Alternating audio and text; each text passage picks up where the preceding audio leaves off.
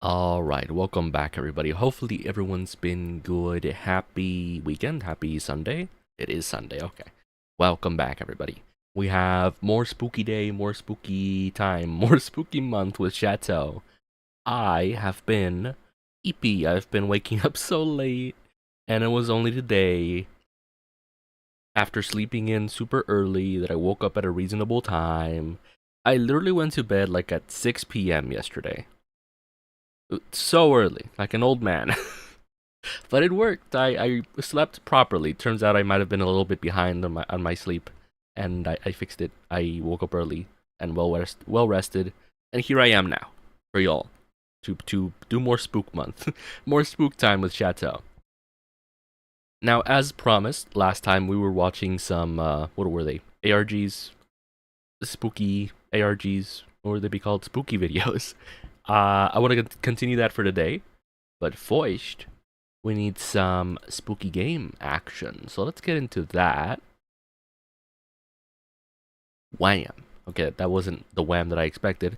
But the first game is called, if it works, A Place Forbidden. When it works. Sometimes these games don't exactly work. These are games I got off of itch.io. Ooh, buddy. Okay, it's working for me because it's very loud. Loud games, loud games. Itch.io makes loud games. Is that it? Let me try that. That's the one, yes. A place, comma, forbidden. Like that? Gotta stretch it out a little bit. Does that work? That works. That'll do, I think. Now for the audio. Let's get that going, but hopefully everyone's been good. I've been busy. Let me get chat up here. Right. I'm like, why is chat the way it is? That's why chat is the way it is. I had y'all squished. Off to the side. We'll see if that works. Why? Oh, well that makes sense. Hold on. I'm like, why does it look weird? If I do this, does it fix it?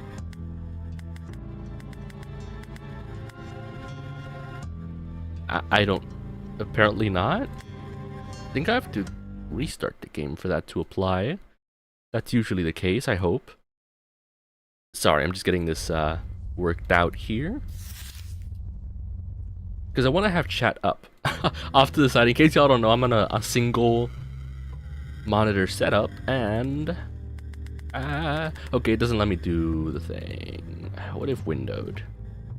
Why doesn't it apply? That's what I wonder. Isn't that silly? Wait. We were onto something there for a moment. That's so strange. So it does give me the option to do 1280 by 720, but it just doesn't work. Okay, well, whatever. The audio's working. We have everything up. We have chat up. I'ma just get into it then. We just get into it. It's just called A Place Forbidden. Controller support. Love to see it. This sure as hell ain't my apartment. Well, it isn't my apartment. Do I have any context about this? Who am I? Why am I here? This is Ouroboros, I imagine. X to interact, pretty depressing. Yeah, the plant's dying, for sure, pretty depressing. The handle turns, but I can't open it. Not with that attitude, I can break down the door, my guy. Nice painting. Is that what that is? A village burning? Is that what we call a nice painting? Doesn't seem like a very fair fight. Oh, it's a skelly boy versus a human. Is that what I'm looking at? I can't quite tell. Okay, can't look at the clock. Doesn't seem to be working. It's cold in here. That's the radiator. What time is it? I can't read time, chat. Do y'all know I can't read time? Is it 8? Almost 9? Oh, a big book with pages right in the middle that I almost missed. Visitors! Oh, this is a list of visitors. Okay. Greetings, visitor. You're more than welcome to sign your name and the date of your visit in this guest book. Once you've done that, we welcome you to explore the library to your heart's content, so long as it isn't after closing.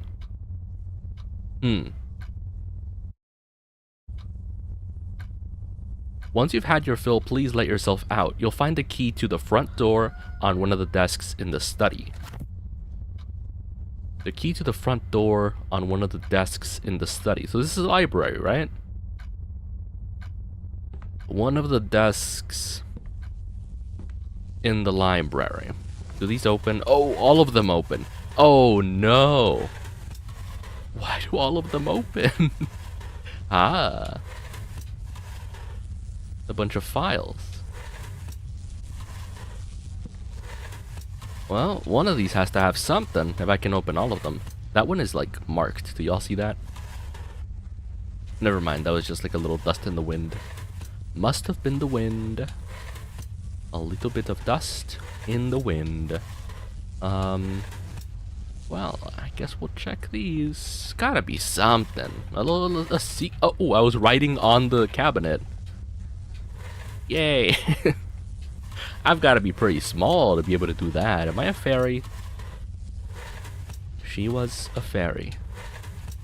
Am I? What's happening here?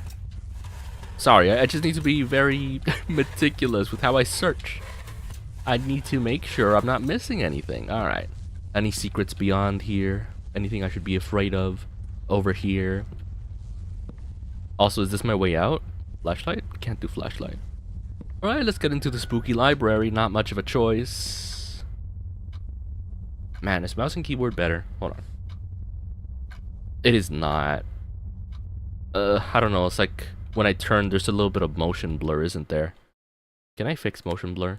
I couldn't fix the this, so I can't. I don't know why I would be able to fix the motion blur. Also, this should be full volume, right? If it was loud before, it's gonna be loud now. But it wasn't loud before, I mean.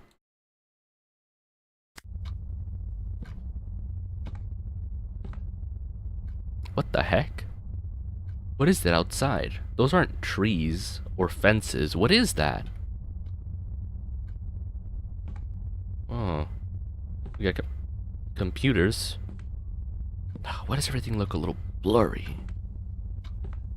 I don't like this. At all. Because it's clear I'm not supposed to interact with the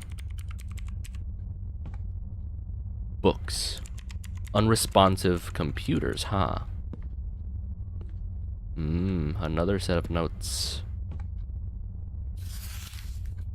Welcome message. Greetings, visitor. We'd like to take a moment to tell you about our wonderful library. The Library of Ouroboros is a state-of-the-art facility designed to replicate the rural charm found in many older buildings. Without the associated risks, such buildings are known to accumulate. What risks? The building might seem like a strange sight amongst Wall Street's many towering skyscrapers, but we believe this dichotomy will be what sets us apart. We're glad that you've decided to give us a chance and hope that our stock of books will appeal to you.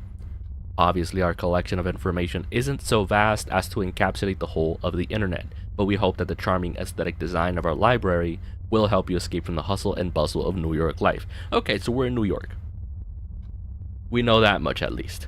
If you hear any strange footsteps, don't worry, there may still be construction going on above or below you. From us all, thanks again. Something tells me those footsteps aren't going to be construction.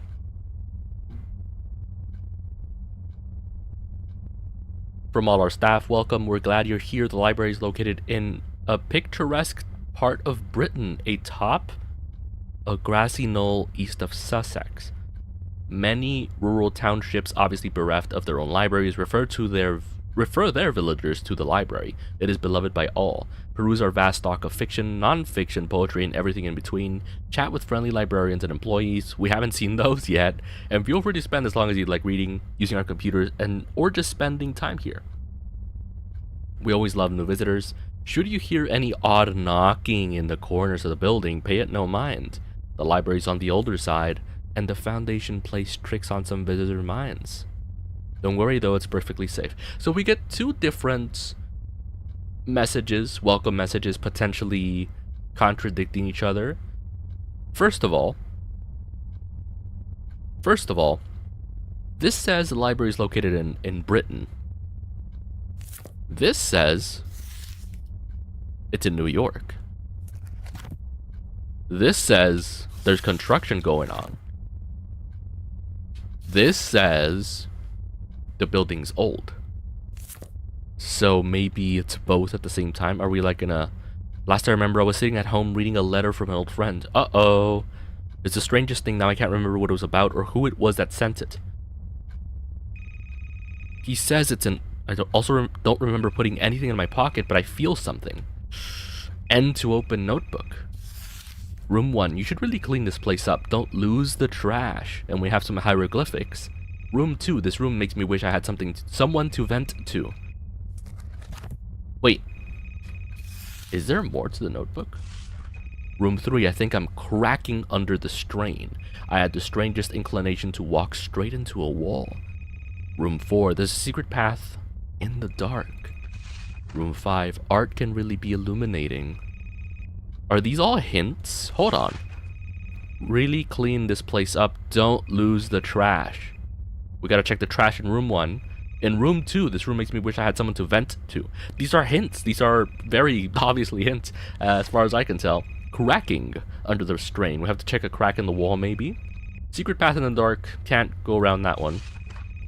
And we gotta check the art in room 5. I don't know which of these rooms are labeled, but we'll find out. There's a... The phone stopped ringing. Did you notice that? The phone stopped ringing. I don't know which is room 1 or room 2 or room 3. Oh, that is... If that's the secret room in the dark, I don't want to go in it. Also, hi, Army Productions. Hopefully you've been good. Welcome, welcome. We got a spooky game here. We got a very spooky game here. I hear phone ringing. We have a phone ringing. The hint in this room was to not lose the trash. I didn't fall asleep in this chair. Oh, there's a camera. I just noticed that. But this is a spooky game. I just don't know where exactly to look. Are you even playing more Guilty Gear? Man, that sounds like an addiction. I'm kidding. It sounds like you're enjoying Guilty Gear. I could never. I would be just like you, like really overdoing it. I would get so hooked on Guilty Gear. Okay, so the lamp turns on and off. My only hint was to not lose the trash. Don't lose the trash. How do I know this is room 1 or room 2? Sorry, let me check chat because it's like not working for me. Kind of weird that I didn't get a notification for you going live. If that's on YouTube, that's probably on YouTube. Unless it's on Discord that didn't do it. I think it was Discord that didn't do it. It's the first game which is not good, but I want plat. Ah, gotcha. Also, welcome Fox Wizard. Hopefully you've been good. We have a kind of a spooky game here. We got teleported into this library, which is apparently both in New York and in Britain at the same time. Very spooky. And we have some hints here in our notebook. It says room 1, don't lose the trash. Room 2, this room makes me wish I had someone to vent to. It's very much a hint. I think I'm cracking under the strain. Walk straight into a wall. Very great hints here. Secret path in the dark for room 4. And art can really be illuminating. So we have to check all those things. Which I'm really hoping that's not the secret path in the dark. Because fuck no. I don't care that much to explore. Why are all these rooms so dark? I don't like it. Can I go back here? Can I jump? I can't jump. Cannot jump, but there's a note back there, isn't there? I see the note back there. The screen looks burnt out. Nothing happens when I press the buttons. Really?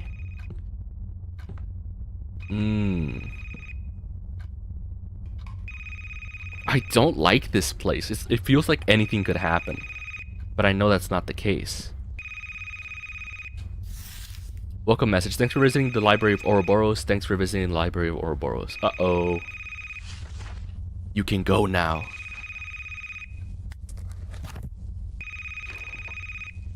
It says I can go now. Can I go now? I want to go, but it doesn't let me. Also, there's a phone ringing, but it's like... Whoa. Did the room change? The room changed, didn't it? Weird. Almost all of the words are crossed out. I can't read. Hold on. Almost all the words are crossed out and the pages are stuck together. I can't open this any further. Ouroboros, a circular symbol, the snake swallowing its own tail, right? A representation of the endless cycle of death and rebirth. Of wholeness, the infinite, and a certain kind of cloying, like cloister? Meaninglessness. Never put much stock in mysticism, but in this place it's pasted all over the goddamn walls. Tough to avoid that. Last I remember I was on some occult website sitting on the farthest end of the internet, past the places that would normally dissuade the less curious. Had just a little too much time on my hands. I remember falling asleep. Now I'm here.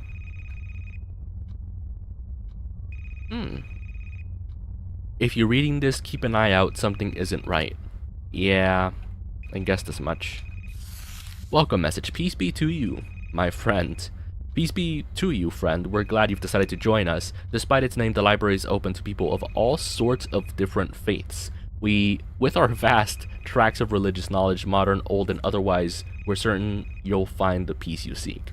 We know you've traveled far to arrive here, so please do rest. Keep an open mind, read to your heart's content, and we'll be sure you're well provided for.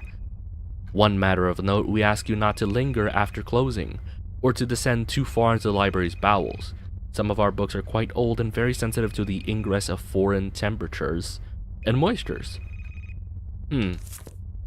No. No. I don't like this. Not one bit. There's a key here.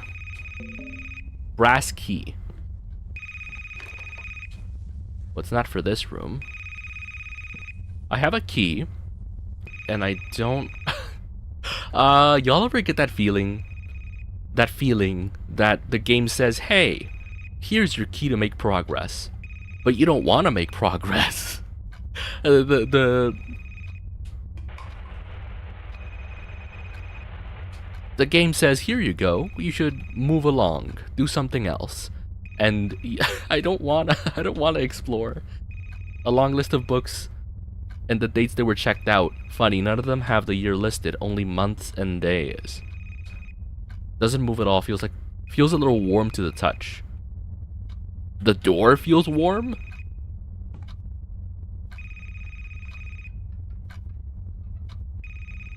Okay, I'm not gonna touch that room, I know better. I'm instead gonna go all the way back here. There's a cell phone ringing, but I don't know... I can't see a thing. Who knew would get this dark out. Okay, so I'm not supposed to stay after dark, and yet here I am.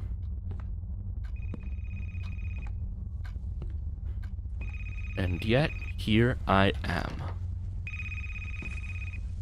I don't like this. I hate this so much. Like, why are we here?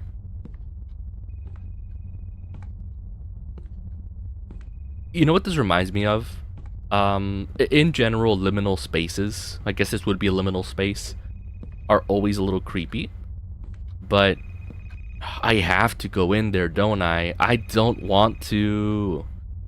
I do not want to go in that dark hallway. The trash. One of these. Is this the trash can? Oh, wait a minute.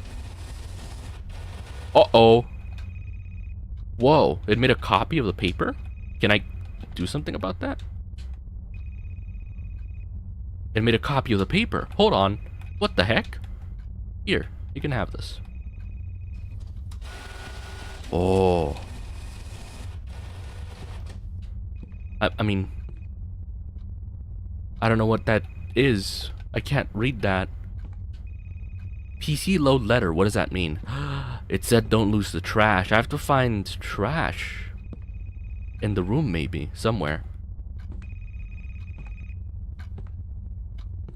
I hate this so much. It's not even that scary. Okay, whatever. I need to stop being scaredy and try to go. Oh, it's not even. It's worse than I thought. I thought it was just a dark path. Turns out it's a door to a dark path. Okay, whatever. I don't like the idea of leaving that phone.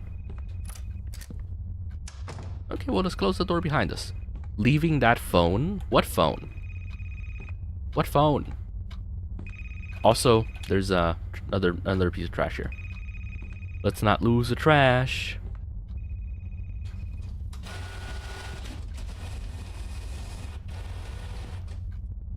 Okay, so none of these are working. None of these are working, right? Are they? I'm putting these in the printer.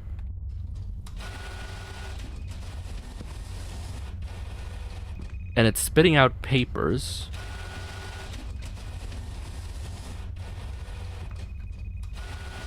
It's just spitting out papers. PC load letter.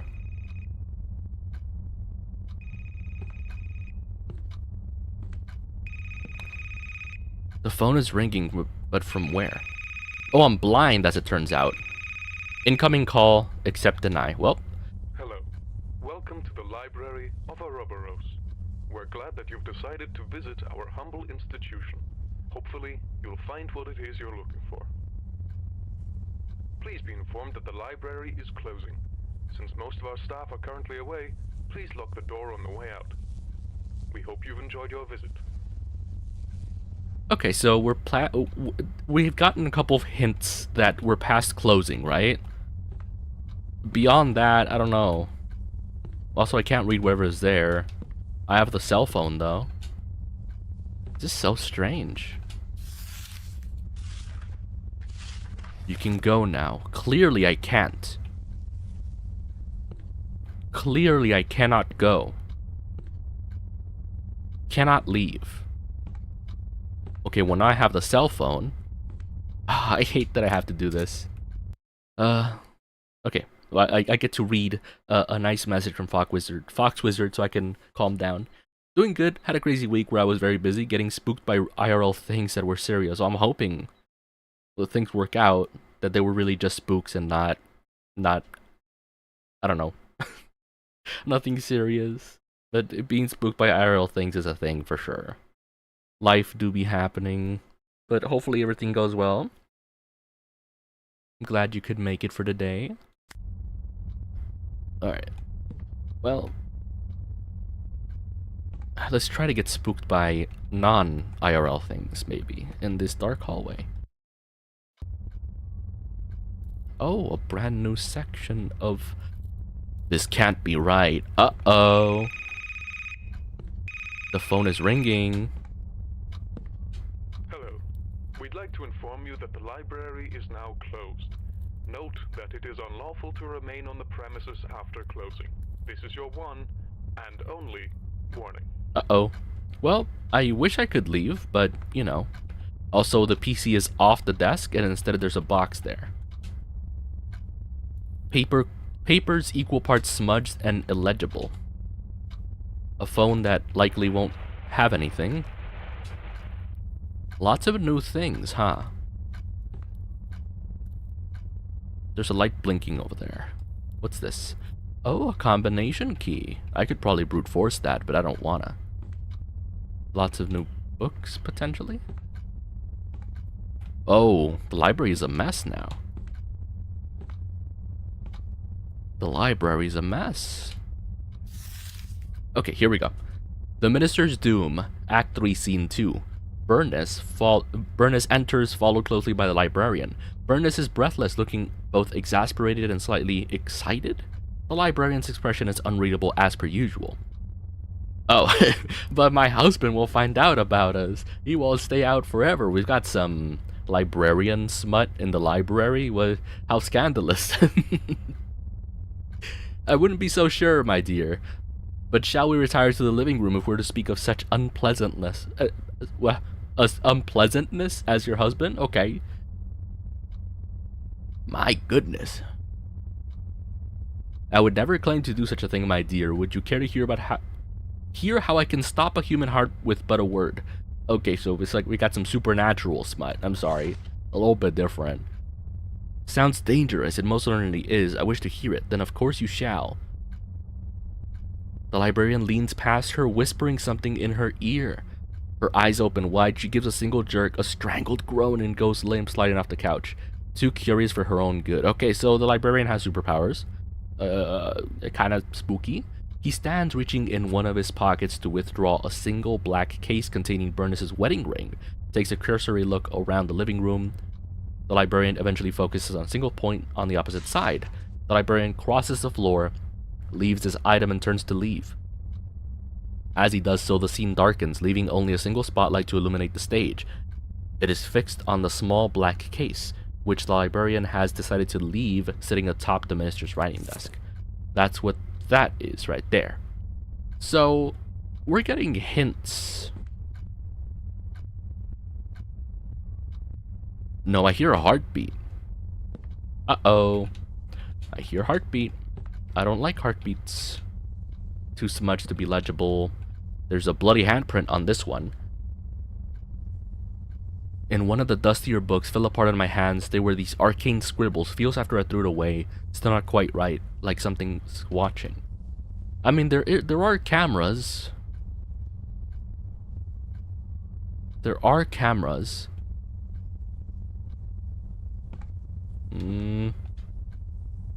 A pretty shoddy barricade. Somebody must have been desperate. This doesn't make sense though, because if you barricade this side of the door, they can go through the other side. So there's something that the vent. Bolted in pretty tight. I don't see myself tearing this out of the wall barehanded anytime soon. Ah. So I need a tool, perhaps. A tool. More importantly, I want to explore. Or I need to explore. Oh. That's new. That over there. On the other side of the door. Door, hallway. That's new. Not good new. Bad new. Not plugged in, still sparking. Strange. Yeah. Strange indeed. It's even missing from the wall. Oh. Oh, that moved. Whatever the fuck that was, it moved. No. What? Well, I want to chase after it, of course.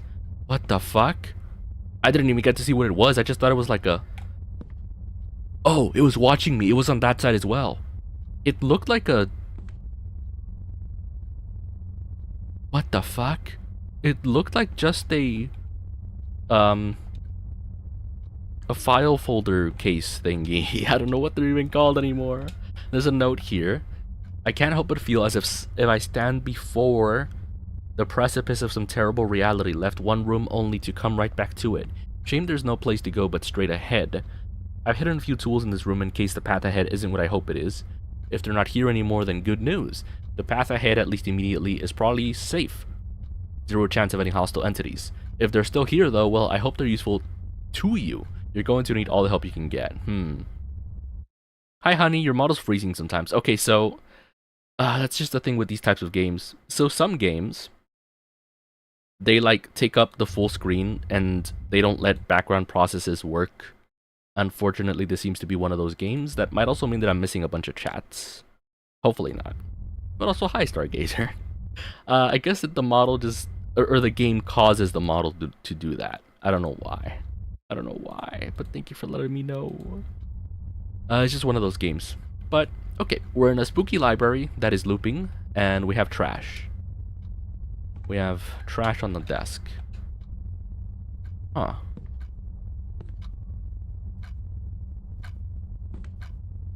The same chair from earlier. Something happened here, right? The barricade is on that side. The paintings are toppled over. No, something in this room was following me, though. Wait a minute. It might happen again. I guess not. I don't like this place.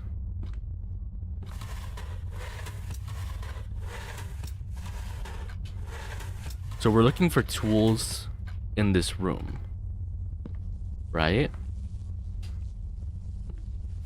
If I can find them. I hate this place so much.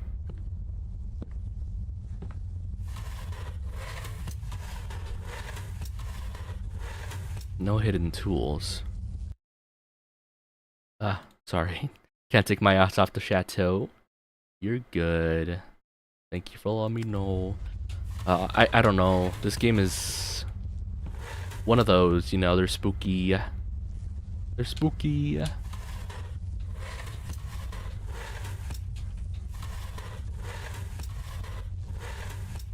have to be very... Okay, so nothing in these. Is there a way for me to, like, alt-tab or something? Technically there is, huh? I'm doing good, thankfully. Sunday should be nice without any spooky things flying around. That's good. But yes, welcome in, Fox Wizard. Welcome in, Stargazer. I am sorry if I'm taking my time with this game. I am properly spooked. It's one of those things.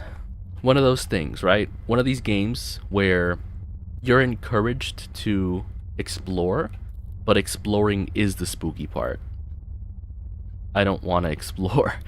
Suddenly, I don't want to explore.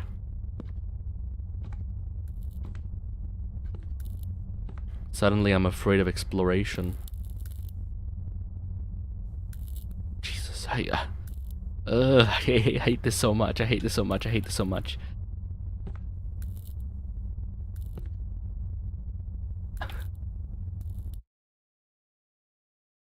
You're too spooked for your own good? Oh, Sammy's here. Sammy J, welcome. Happy Sunday. Happy Spook Day with Chateau. We are in an infinite library, it seems, with something watching us, a librarian of sorts. And, that's all I know. Oh, right, someone said, there's tools hidden here in this room. And that if I find the tools that we're hiding, there's something evil with us. But if I don't find the tools, that we're safe. Those were the only instructions I got. Which isn't good. You know? So we are kinda looking around for tools. But at the same time, it's like, what am I looking for? What am I looking for here? Scribbles, a lamp. We need a tool to open this vent up. Probably a screwdriver, right? But anyway, how have y'all been? How's y'all spook month been? Y'all got any plans for this upcoming spook day, upcoming Halloween? Can't interact with this. There's not much I can interact with, really. It's a radiator. Maybe this gives me hints properly this time? I've never been able to read these.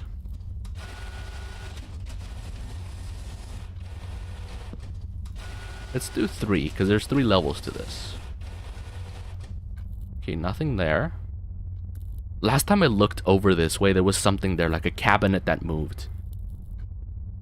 Bro is clueless? I am clueless, I'm sorry. It's telling me to look for tools, and I'm not finding tools. Oh, wait, is that a trash can? If that's a trash can...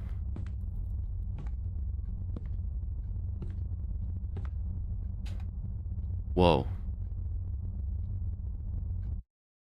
Hold on. I have to, like, look over. Do I look like a guy with a plan? I don't know. That's why I'm asking. Do y'all have plans? Y'all got any plans? Y'all got any plans? I am at a loss once again. Like, it's clear I'm supposed to find tools, but where would I find tools?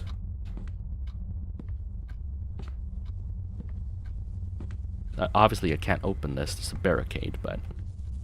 Painting? My notes. I have notes. Room 1. You should really clean this place up.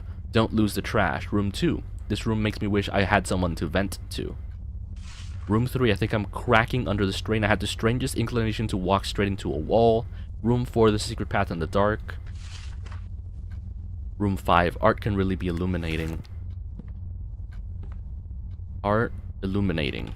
Art. Still a nice painting. Art illuminating? This is the thing as well. The rooms aren't exactly numbered. Something about this plant feels wrong. Yeah. That ain't right. Bro's taking notes in hieroglyphs? I mean, apparently. Apparently. That's another thing. Apparently, based on some notes, this library is both in New York and in Britain. Both in modern New York and in ancient times. Oh, wow, what the hell? There's a path outside. This window's locked, but it gives a little when I push on it. I need some way to remove the padlock. Or I can solve the padlock. Something tells me that window's false hope. Something tells me the window's given me false hope. Because I still haven't found any codes. No codes. No numbers. No nothing.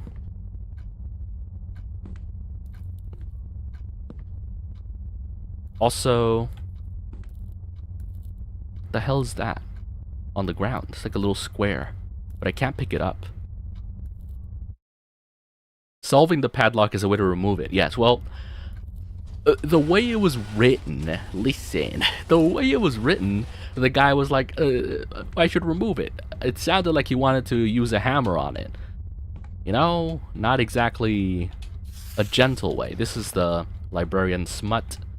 Were you here for that, the librarian smut? The librarian is apparently having an affair, except they aren't. They just kill the person they're having an affair with. I don't know where I would find tools. I have no clue where I would find tools. Which, at the same time, maybe it is good, right? Because the guy in the note said, if you find the tools, this place isn't safe. Where was the note? It wasn't that one. There's a crack in the wall?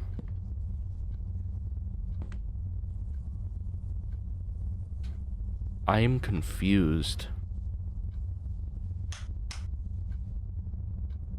Where would I find hidden tools? Hello? I need to find hidden tools. Or maybe I don't. I don't know. Maybe I don't find hidden tools. Hold on. There we go. Can't believe we have doomed Yuri in a horror game before GTA 6. Well, we don't know for sure if the librarian was male or female. Yet. Maybe the librarian isn't even a real thing.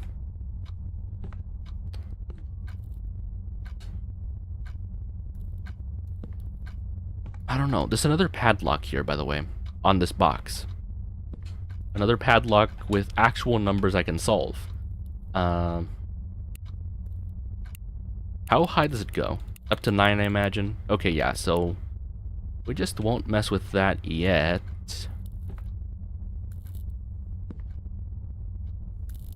You know what I'm thinking? I have to look between these books. I haven't actually looked at the books because I've been so scared.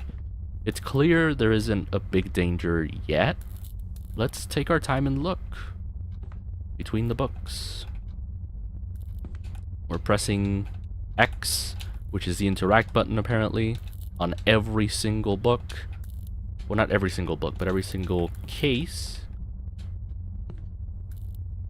Worth noting, this library says I'm not supposed to be here after closing or after dark, and I've received phone calls in-game saying that, oh, it's time to leave, time to go, but I can't leave.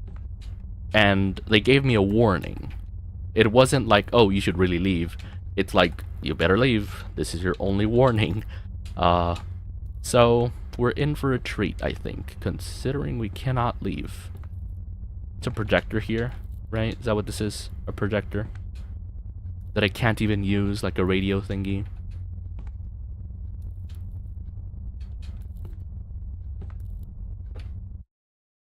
Spend 3 hours brute forcing the lock, could be another stream. Well, it's one of those things where some of these games are not meant for that. Like, if you're not meant to solve the lock, it won't let you solve the lock even if you technically get the right number. So you could spend the hours trying every combination and none of them will work, because you're just not supposed to open it yet. So I'd rather not risk that, you know? But that would be a funny idea. I don't know. This is the note I read, right? I've hidden a few tools in this room in case the path ahead isn't what I hoped it is. If they're not here anymore, then good news. The path ahead, at least immediately, is probably safe. 0 chance of any hostile entities. If they're still here, though, I hope they're useful to you. Wait. I thought these were misspellings. They're numbers. They're numbers. 0 is the first number. 2 is the second number. 5 is the third number. As if I stand before. 4 is the first number, so they're not misspellings. I really thought there was misspellings, you know, because some of these people were from ancient times. So we got 4 as a first number. This is like Blueprints, but but indie game. Hold on. We got 4025. 4025. I was like, that's the only thing we have in this room is the note. Also, there's no tools, right? There's no tools.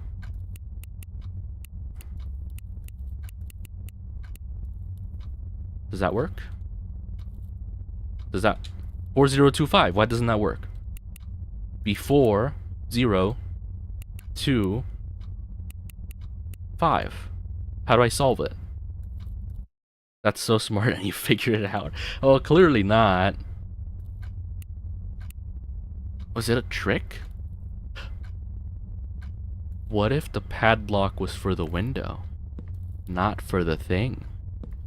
The padlock, I mean the combination was for the window.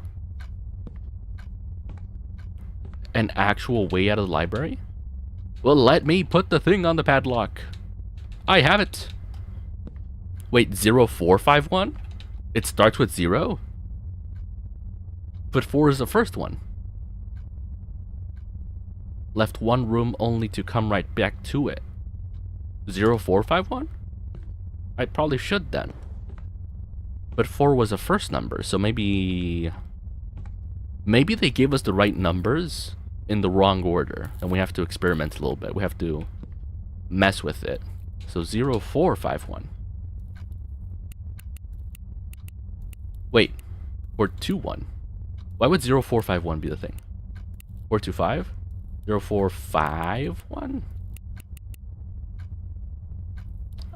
It doesn't work, it seems. I wouldn't know how to solve it. That's the only note, isn't it?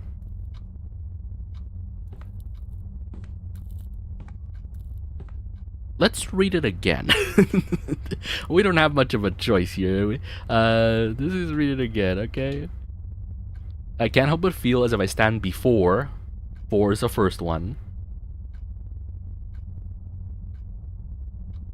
The path ahead, at least immediately, is probably safe. 0 chance of any hostile. So 4025. A reference to 451 Fahrenheit. It's just a reference devs put into their games. Oh, well, I guess not this game. 451 Fahrenheit.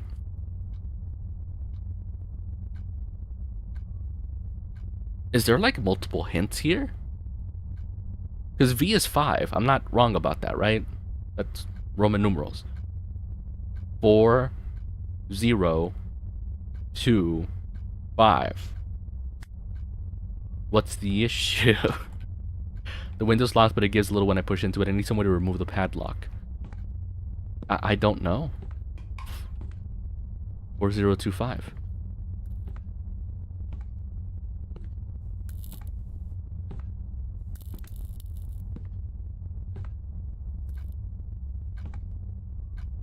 Hold on. We got 4, 0, 2, 5. Where's the enter key though? How do I lock it in? How do I lock it in? 4025. Right? Like what? Oh. Hello? That's literally the only hint I have here. That is the only hint I have. He also said he left some tools around, but I haven't found the tools. No tools. He lied to me. Maybe whoever wrote the note is a liar. Hold on. Could the normal use of 1 be part of it and you're overthinking VS5? But why would the signature be V? 4, 1, 4102? We could try that. But you might be right. I probably am overthinking it. 4102. I'm overthinking it. 4102. 4102. Ah, well, okay. Picked up a lockpick. Something tells me it won't be that easy. Something tells me it won't be that easy.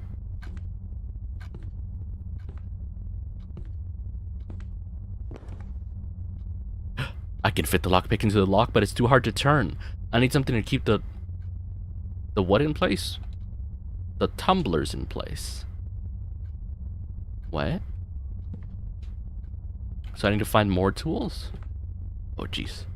I am so scared. It's like a puzzle game. Like a puzzle game, but I don't know what to do. There is a path that wasn't there before, though.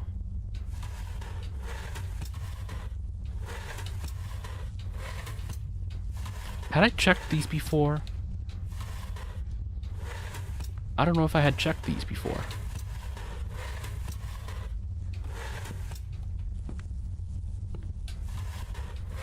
Clearly I checked these, right?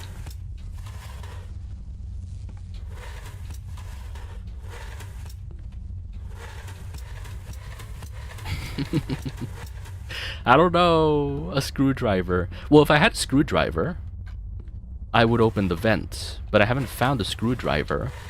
Unless I missed my chance to find one in the first room. The one before this, right? I also can't jump, so I can't see up there. But a screwdriver would be correct.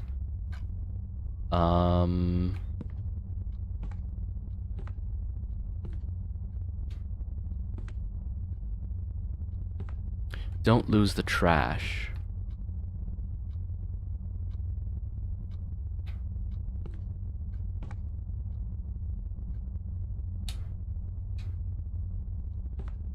One of the hints, sorry, we have to keep going back to the notebook. Because don't lose the trash is one of the hints. And this is really the only trash can I've found. But I can't interact with it. Which is weird. There's a mouse there. I think we have to look real close.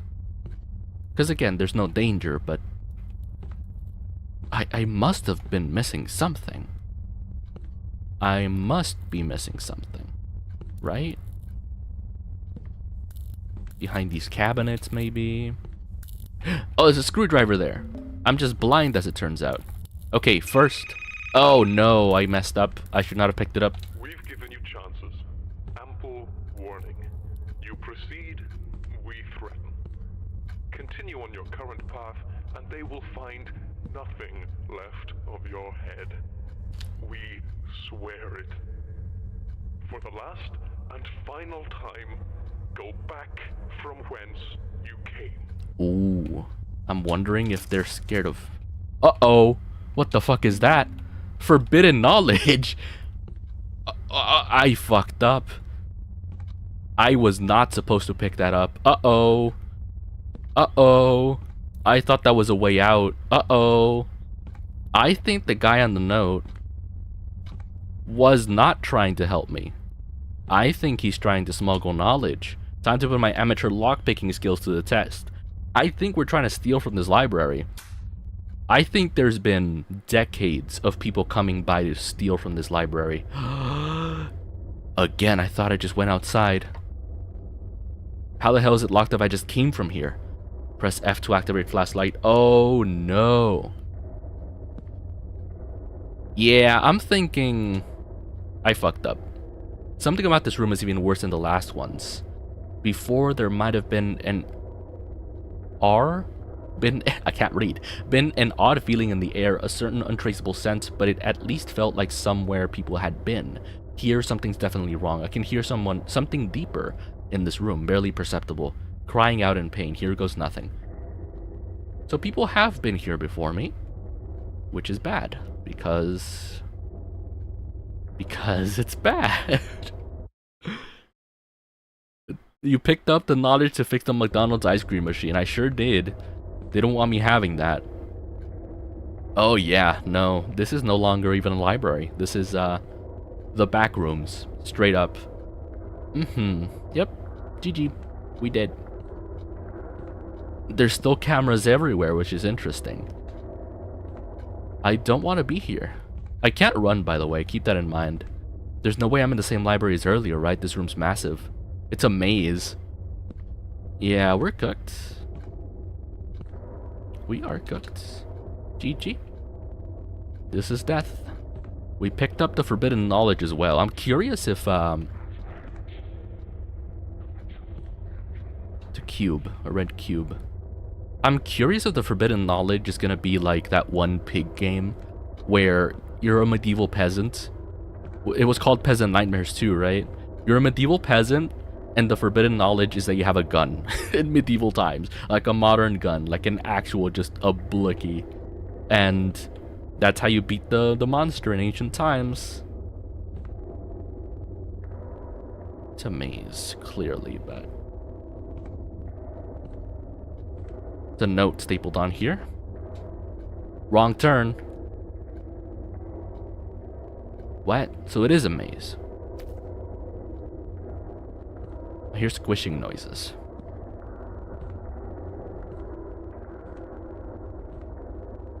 Is something getting closer?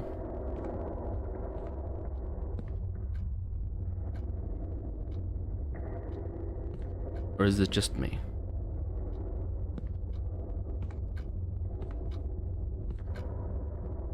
Wrong turn, they said. I hear something. Something I don't want to hear. Is this where I came from? It isn't, right? I don't like this. And I probably shouldn't. There's no way I'm in the same library. Oh! I triggered the same dialogue twice. Is that a good or bad sign? It's a bad sign. I'm looping. It's a bad sign because I'm looping. Chateau picked up an MTG card from an unreleased set. The Pinkertons are coming? They are. They said there would be nothing left on my head. They won't even reference me in a trading card. There just will be nothing left. Okay, so we can kind of explore the maze freely. I say kind of, because there's no danger yet. Watch me regret even saying that. Cameras are still there. Do I ever look up? Should I even ever look up?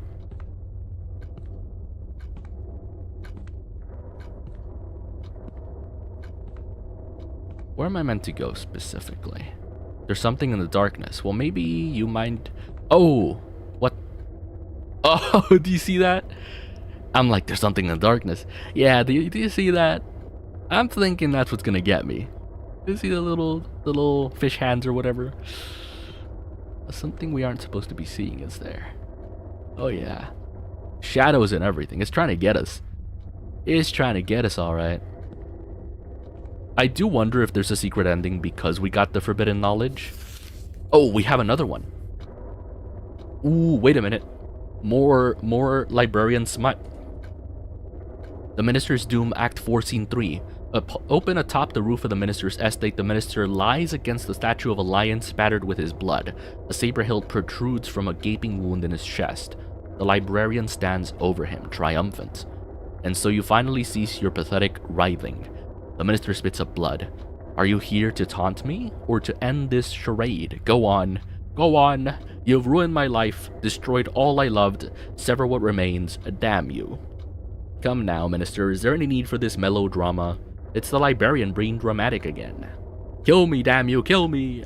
Are you pleading for mercy, I wonder, or trying to salvage the last of your pride? It doesn't matter, the reasoning is flawed. Your reasoning is flawed. He doubles over, his words lost in a bloody coughing fit. Okay, we got a whole book here, hold on. Trying to make me read. The librarian says, consider it. Your ties to this world are severed. All earthly connections gone. Had I wanted to kill you, I could simply have stepped into your estate and placed that saber between your shoulder blades. Yet even now you still breathe, your wounds non-lethal. Or should I say non-lethal enough for our sake? Our? What the devil are you talking about? Forgive me, Minister, but I'm afraid I've misled you. You see, this was never about vengeance. When I met you on your return from City Hall those 3 weeks ago, it was only a few hours after my first visit to the city. Then that tale about the library that I put out of business, a very flimsy lie. Really, I'm quite amazed you didn't see through it. Oh, and since the truth is coming out in the open, it should be said that the odds were insurmountable from the start. You were never just fighting an individual. I knew it, that maid will hang. Uh-oh. That maid is dead already. A half-hearted turncoat is of no use to me. Actually, that is exactly the truth that should come out, Minister. For you see, there is no such thing as me. Never was. There is only us. Who is us? The Minister is silent, his mouth hanging open in shocked awe. He hasn't died, by the way. He's like, has a sword in his body, and he hasn't died. A madman. Wrong, my friend. Neither mad nor a man. Nor are we here, as you so delightfully put it, to sever you. Quite the contrary, in fact, we want you to join us. We are always in need of fresh, strong minds. Your impeccable business sense and your knack for keeping it from ever sullying your spotless, smiling public face has proven that you have exactly that. Get back. Okay, we've got a whole story here. They're trying to get you, they want you, and they are going to touch your body, clearly. Why is this a whole book? Like, is this a hint to what we're experiencing in the game? Your god is dead or asleep, or else he is somewhere out of hearing, or else he does not listen at all. No, no, Minister, my friends, you cannot choose between him and us. The only choice is to not read, hold on. The only choice is to come to us willingly, or for us to take you. Oh yeah, they're coming for me. The Minister's hand darts into his coat past the saber, and a flash he withdraws a flintlock pistol. I make my own options. The Minister fires straight at the librarian's heart, a perfect shot at 0 range. But when the smoke finally clears, the librarian still stands. Casually, he reaches up to brush the pistol shot from his overcoat. Oh, you got a badass over here. Regrettably, it seems you forfeited your right to choose. Yeah, he shot the wrong person in this case. And there is only 2 of them. The scene darkens as the Minister gives a strangled, agonized scream. When the light returns, the Minister stands alone. It is only him, the saber, and the bloodstained lion. Librarian, get comfortable, Minister. We'll be spending a lot of time together. Is that what's happening to me? Is the librarian coming after me the same way?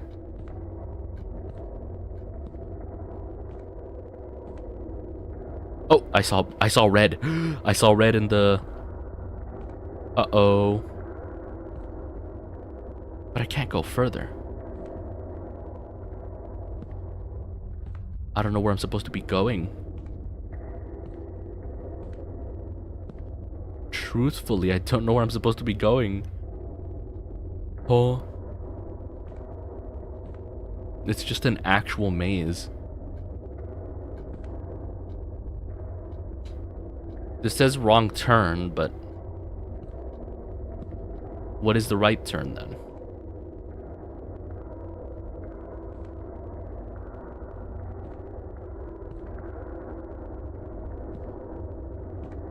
This is just blocked off. I regret finding the right turn. Yep. It's all cameras. They're all looking at me. Well, let's read the final tome. On the failures, word has it that those who pass the librarian's bleak test are granted knowledge beyond the ken of any other. But you want to know about those who failed. Each fate is as miserable as the next, but very well. Some few are allowed to retain their sentience, but lose all mobility. Their spirits are torn from their bodies, with the latter being cast away. The librarian takes these spirits and compresses them. That's right. Those tomes you've been if I could read. Those tomes you've seen lining this place, those books you've ignored, many of them were once like you, poor fools lost in a foreign place.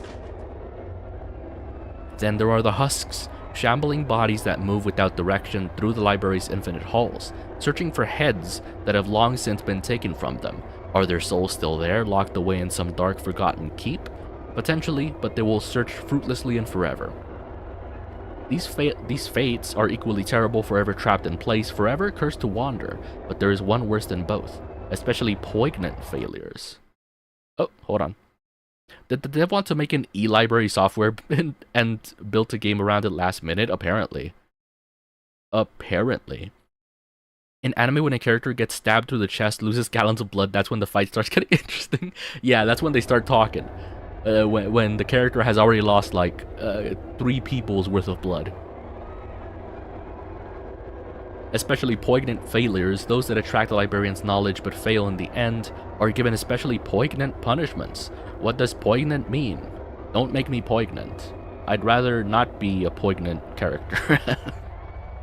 Some say that in the library's deepest depths, the walls shudder and shake and pulsate with life that should have died long ago. And some say that these walls are formed of those promising few who could not prove themselves. Is there any egress from this place in death or otherwise? Perhaps, perhaps not, but I'll certainly never see it. Uh-oh. Well, GG. We're dead. Right? GG? Can I leave? Obviously not, but... You know what I'm guessing?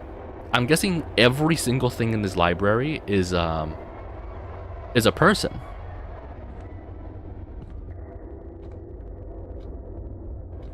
I mean, they just said he's gonna find me, like, what's the point of fighting it? You know? The red lamp. Everything is bloody and stabbed and... A mirror! Oh no! What is this place? Well, you want to go in or not?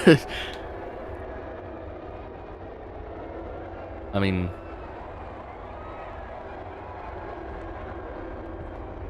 Yeah, clearly this place has issues.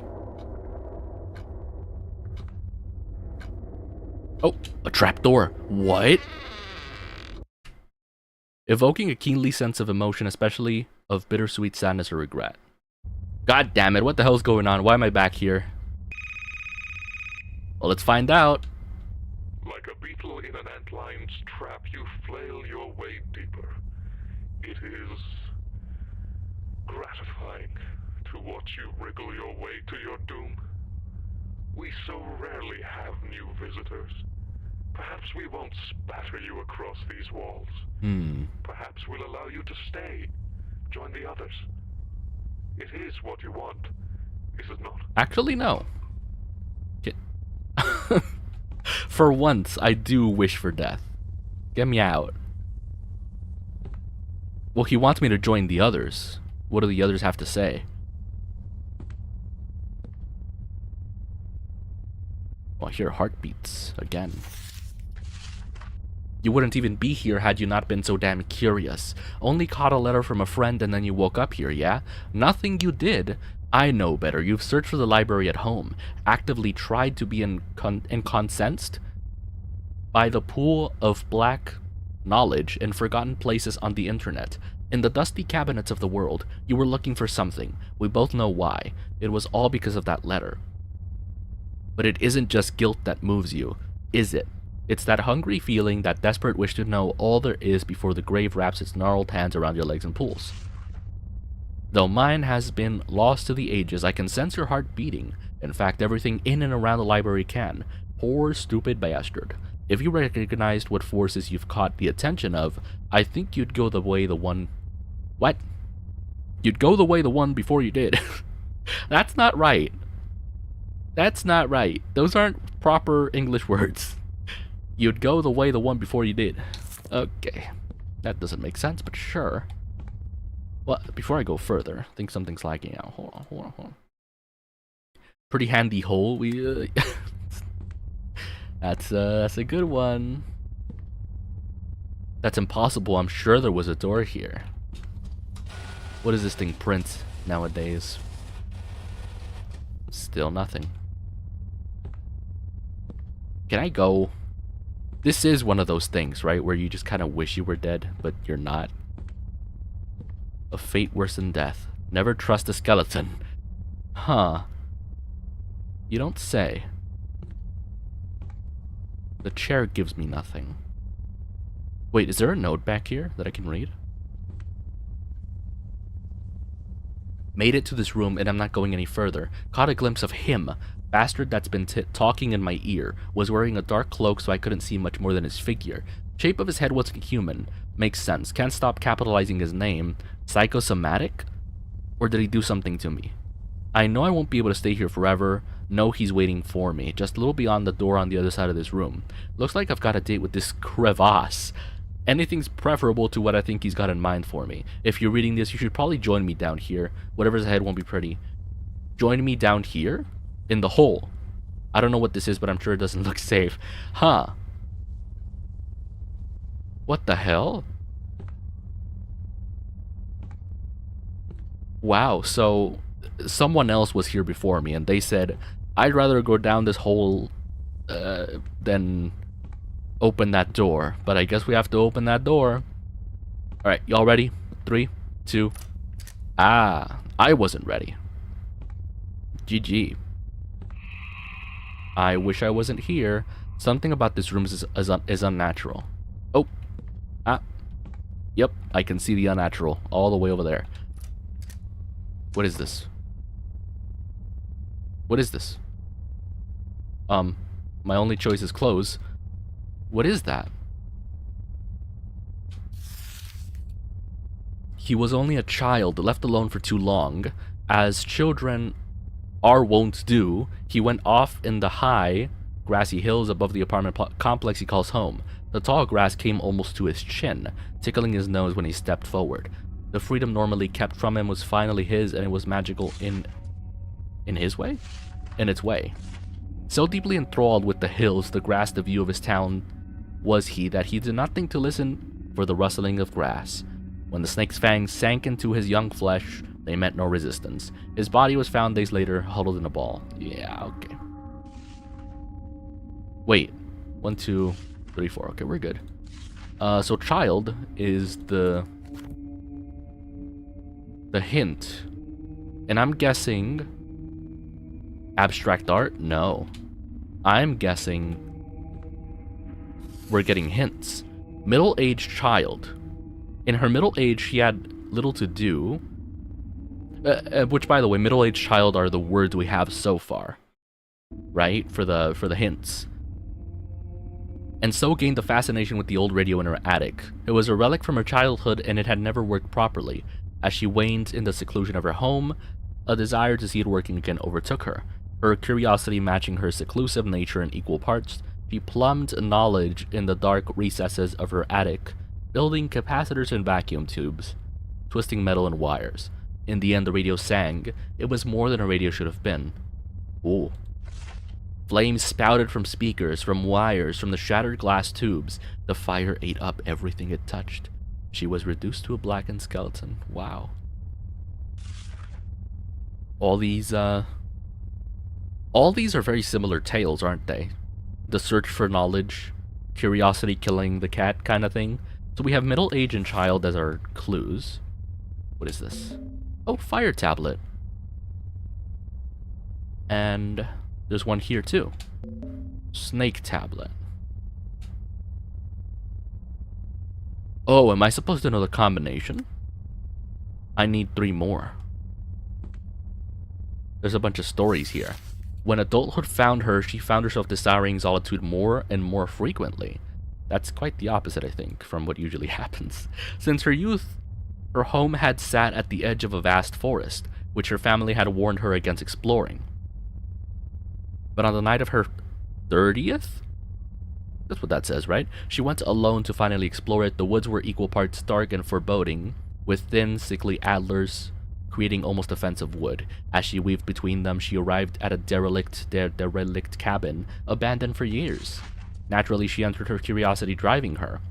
They said that the marks found on what remained of her body afterward bore wounds as if made by a bear. Though few had seen a corpse so thoroughly savaged by an animal. Yeah, that's rough. This is a bear one, then. A bear tablet.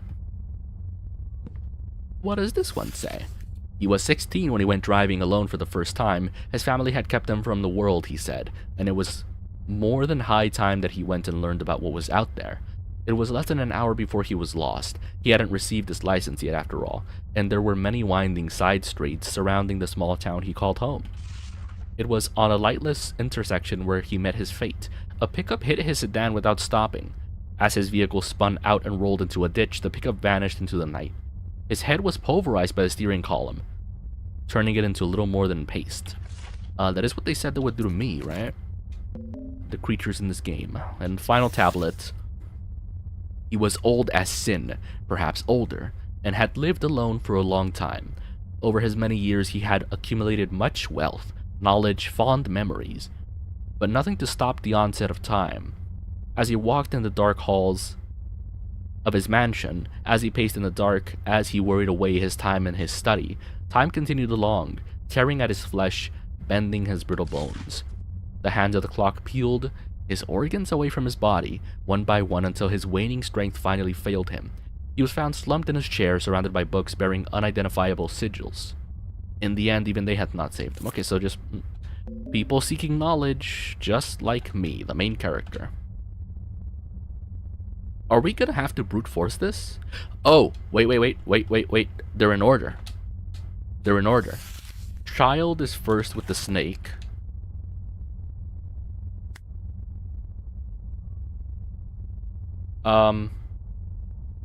Whoa.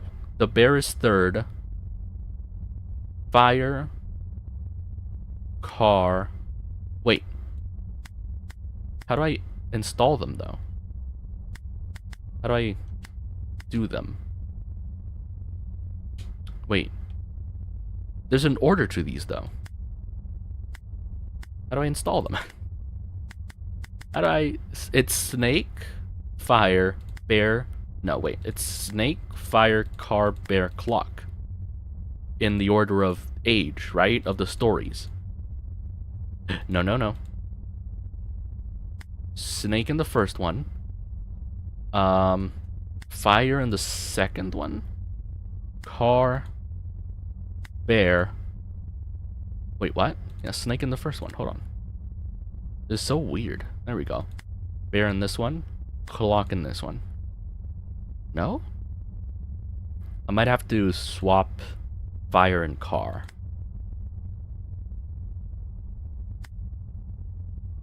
Okay, let's reset. I mean, snake for sure is the first one, right? And then clock is for sure the last one. It's just these three. Bear, car, and fire that I have to double check. I thought fire was second. Middle age. Middle age. So middle age is... Okay, the clock. 16 for the car. Which was the fire one?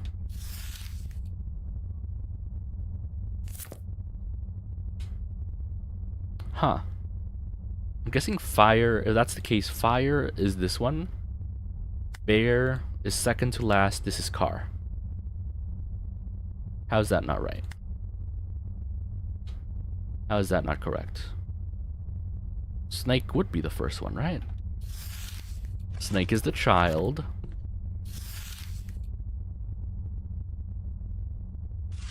Wait, no. No, no, no, no, no. Fire is second to last. Because she was an adult already. Car goes after snake. Yes, okay. I was bad, turns out. Couldn't read, couldn't understand context clues. The safe contains a lump of blackened flesh. Well then. Well, I did it. I wish I didn't do it, but I did it. Hold on. Reasons why you should stay like Chateau, smooth baby brain. It's hard to even be surprised anymore.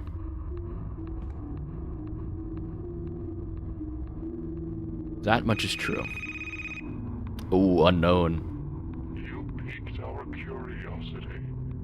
We read your book, discovered that for a mortal, you're rather unique. What do they mean by that? In the same way that a human might consider a primate, you almost remind us of ourselves. Huh. Though, of course, we'd never stoop to your level. What do they mean by that? Can I read this? Dark comes crushing down, it swallows you whole. Swallows you whole. Oh god, the lights go dim one by one. Okay, well, let's do that then.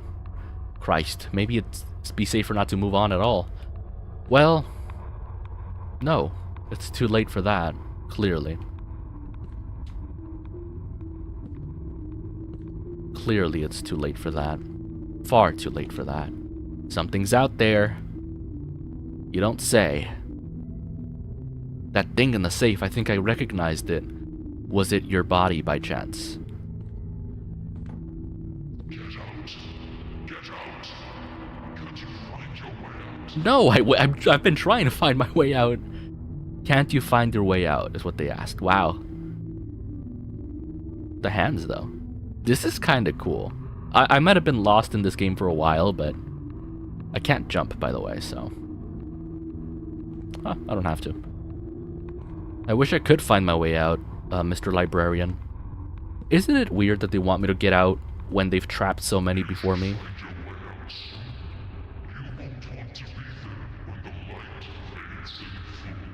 Something's blocking me from getting to that door. Are these notes hints or something? I have forbidden knowledge, don't I? The light fades one by one. There's a phone. There's whispers. Oop, the light is fading. GG. GG. I died it. Is it digesting me now? I don't know what it wants from me. Like, it wants me to get out, but it trapped me here on purpose. So what's the deal? What's the deal? Huh? What do you want from me?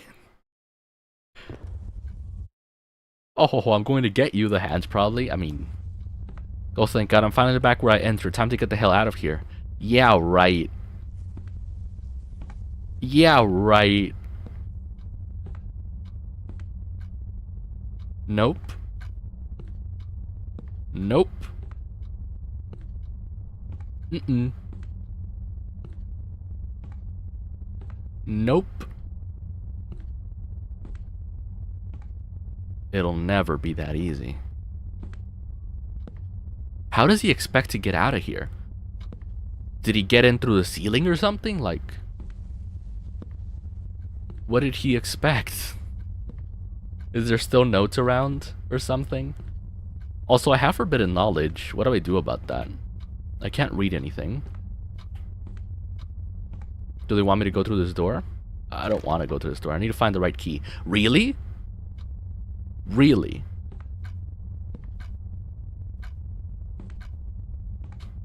The right key, he says. You mean this key? The one conveniently placed right here. The brass key. Well, is this where they finally get me? Nope. We wish. Fuck, yeah. I don't know what you expected, my guy. They told you they wouldn't let you leave.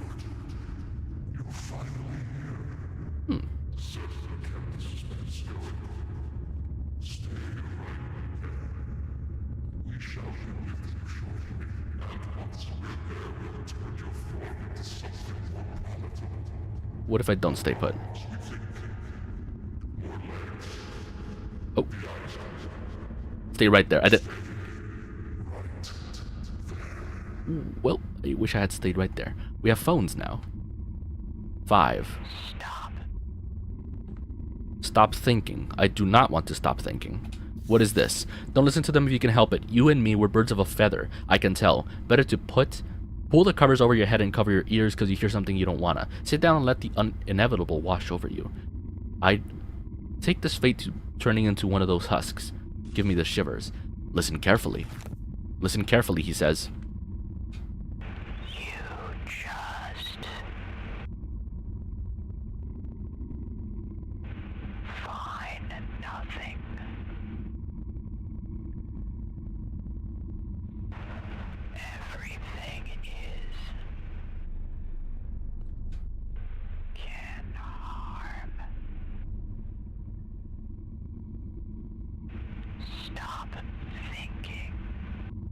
Huh. So I've got to align the words correctly.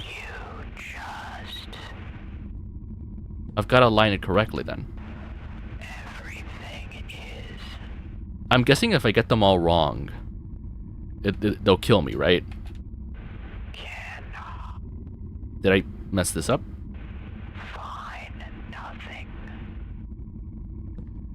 That reset them. I'm bad at I'm bad at making sentences. Hold on. You just. Oh, my memory is so bad. Hold on. Find nothing. You just find nothing. Everything is. Oh, I have to start with everything is. Well, I've got to reset then.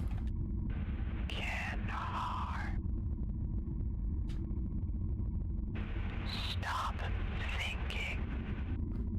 Huh. Uh-oh. Did I take too long? I'm thinking I took too long. Can I reset it just by doing this? Find nothing. A whole amusement park under the library? For real. Also, I'm realizing maybe I'm getting messages late.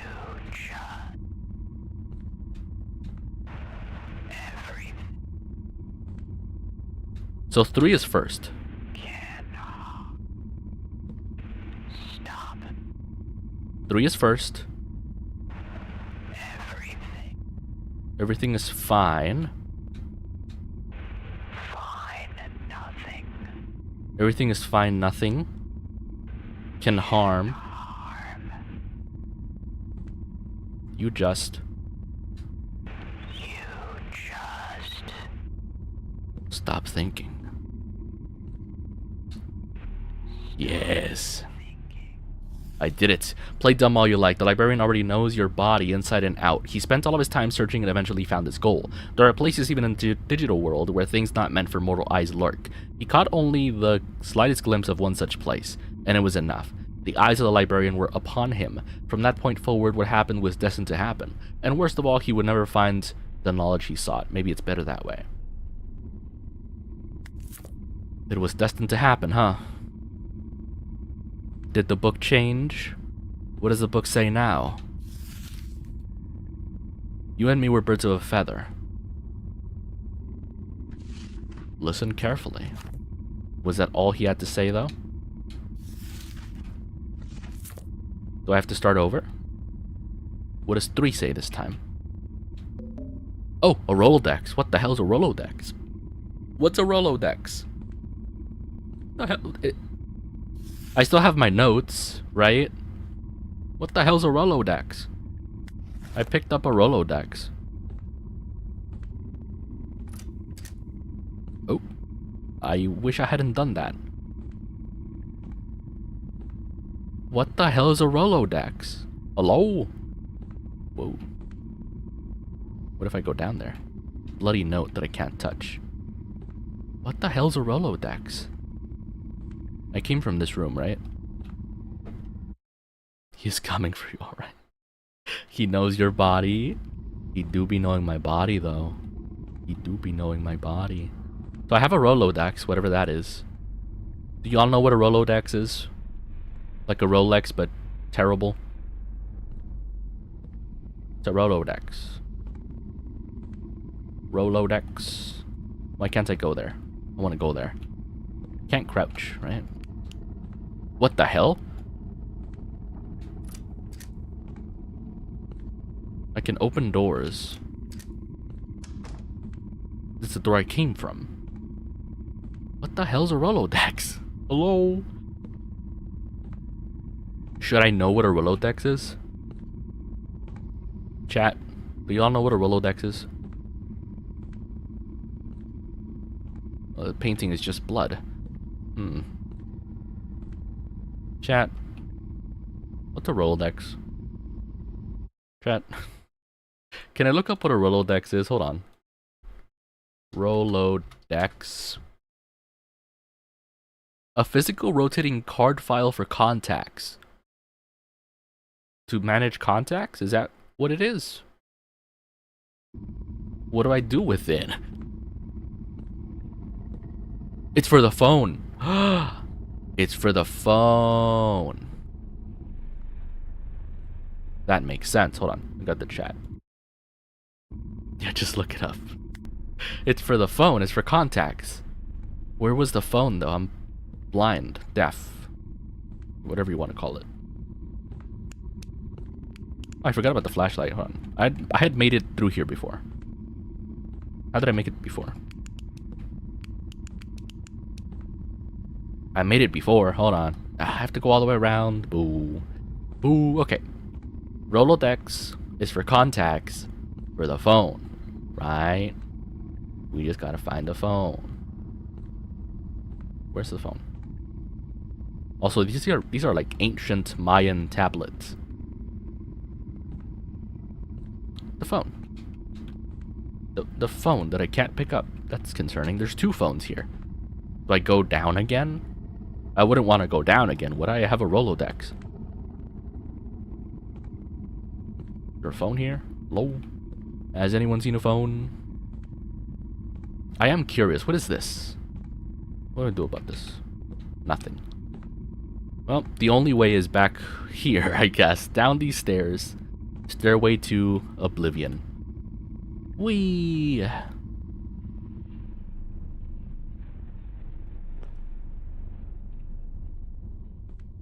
What is the Rolodex for? I can get out of here whenever, right?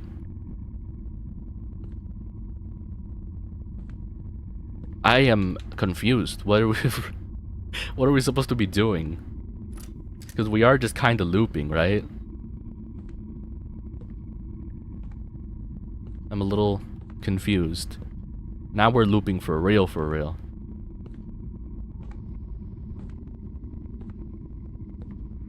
I mean, falling down is clearly not the answer. I need to find the phone. Phone. Where's the phone? Or maybe there isn't a phone. Maybe no phone is the answer.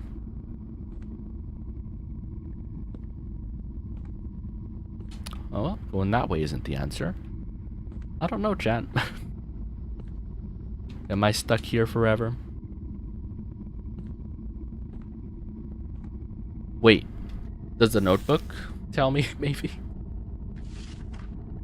Room 2, cracking under the strain. Secret path in the dark. Art can really be illuminating.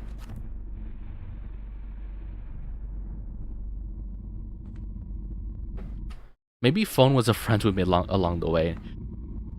The only hint I have for this room, maybe, is that art can really be illuminating. Illuminate art? Illuminate... this art is shiny. Does that mean anything? Art can really be illuminating. Illuminating art? This one is illuminating art. Which one is illuminating art? I'm really using my brain here, y'all. I can't... This is the only other painting that's, like, different, maybe. What am I missing? Because there's a bunch of paintings. Unless specifically one of them is it, like this one, the blood one. Right? Art is illuminating is what they said. We checked that wall. I don't know. I am just not sure. Usually if I can interact with something, it has a little gear icon next to it. Wait. I do have a flashlight. Damn. Why are y'all so smart? What the heck? I'm gonna have to light the flashlight on this other painting. The one that was weird. Not the blood one. The one that had the guy on it. That's the only unique painting. I mean, is he looking at me?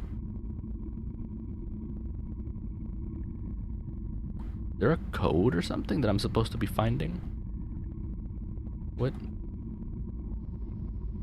Art can be illuminating.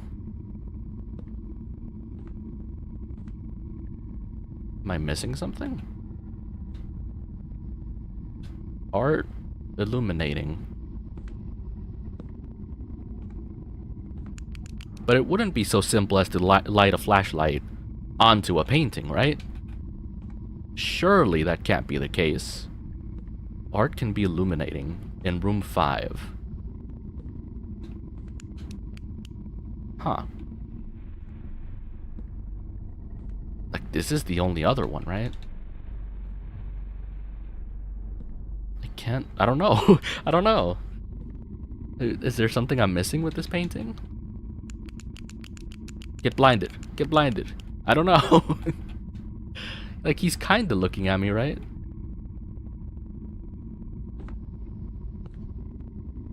Art can be illuminating. There's this one.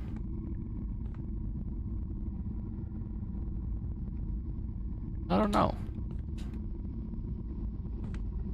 Was there a painting in the other room? Any paintings on the floor? Because all of these are the same painting of the Skelly Boy getting...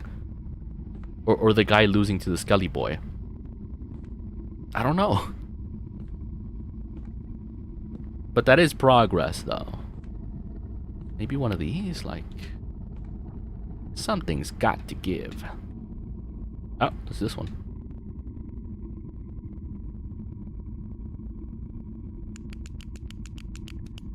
No, I mean, I don't really have anything else. Are there... I actually just don't know. Genuinely? I just don't know.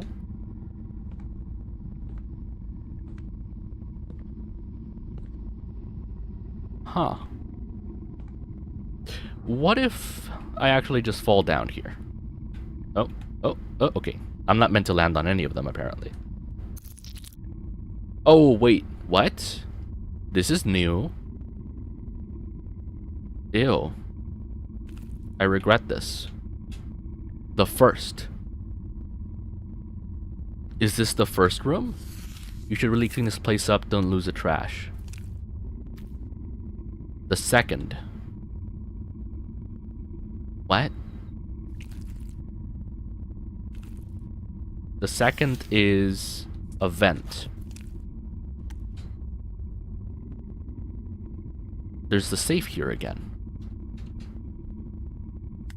Also, the guy said last time, whatever he found in the safe, the lump of flesh seemed familiar to him.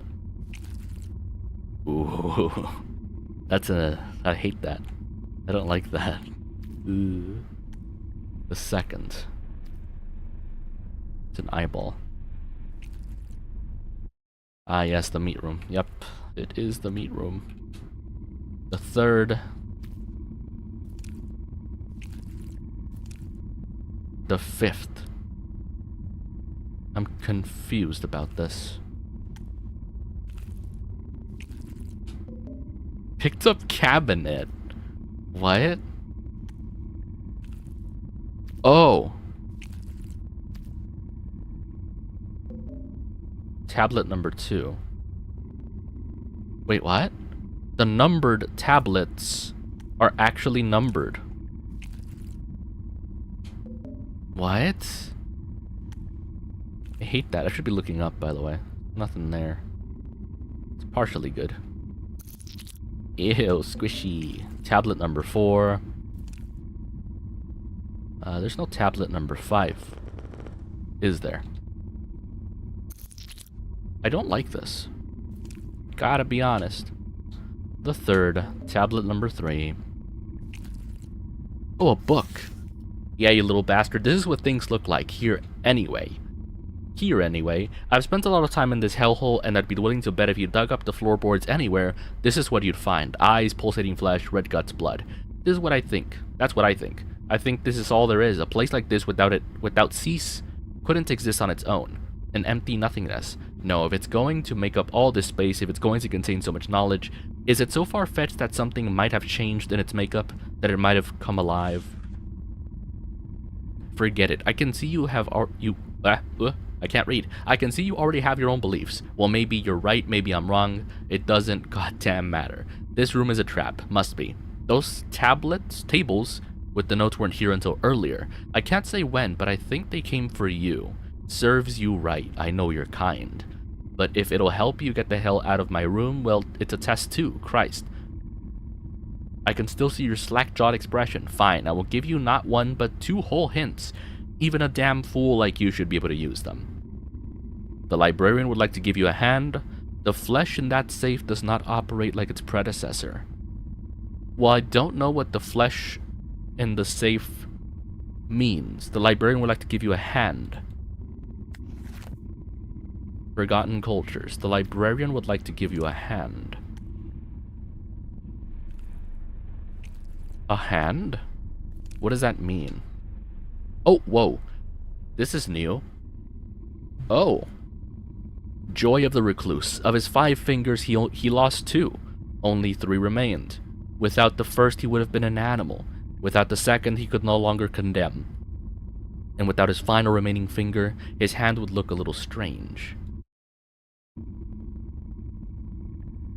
Only 3 remained. Without the first, he would have been an animal. So his thumb is what he lost first. Without the second, he could no longer condemn. Pointing, the pointer finger.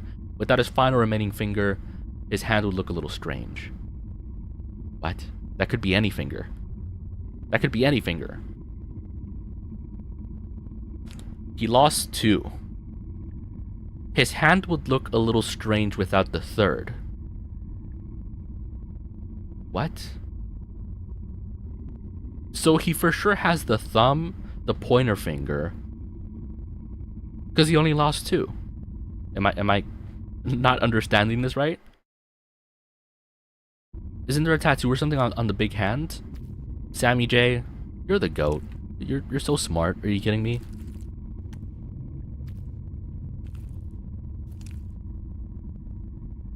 What?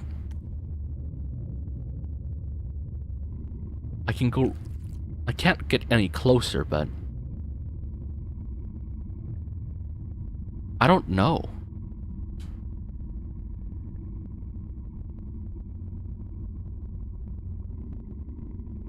Lost 2 fingers. I can't tell what that tattoo says. But he lost 2 fingers. He kept his thumb, his pointer finger. And then the third one's a mystery, I think. What?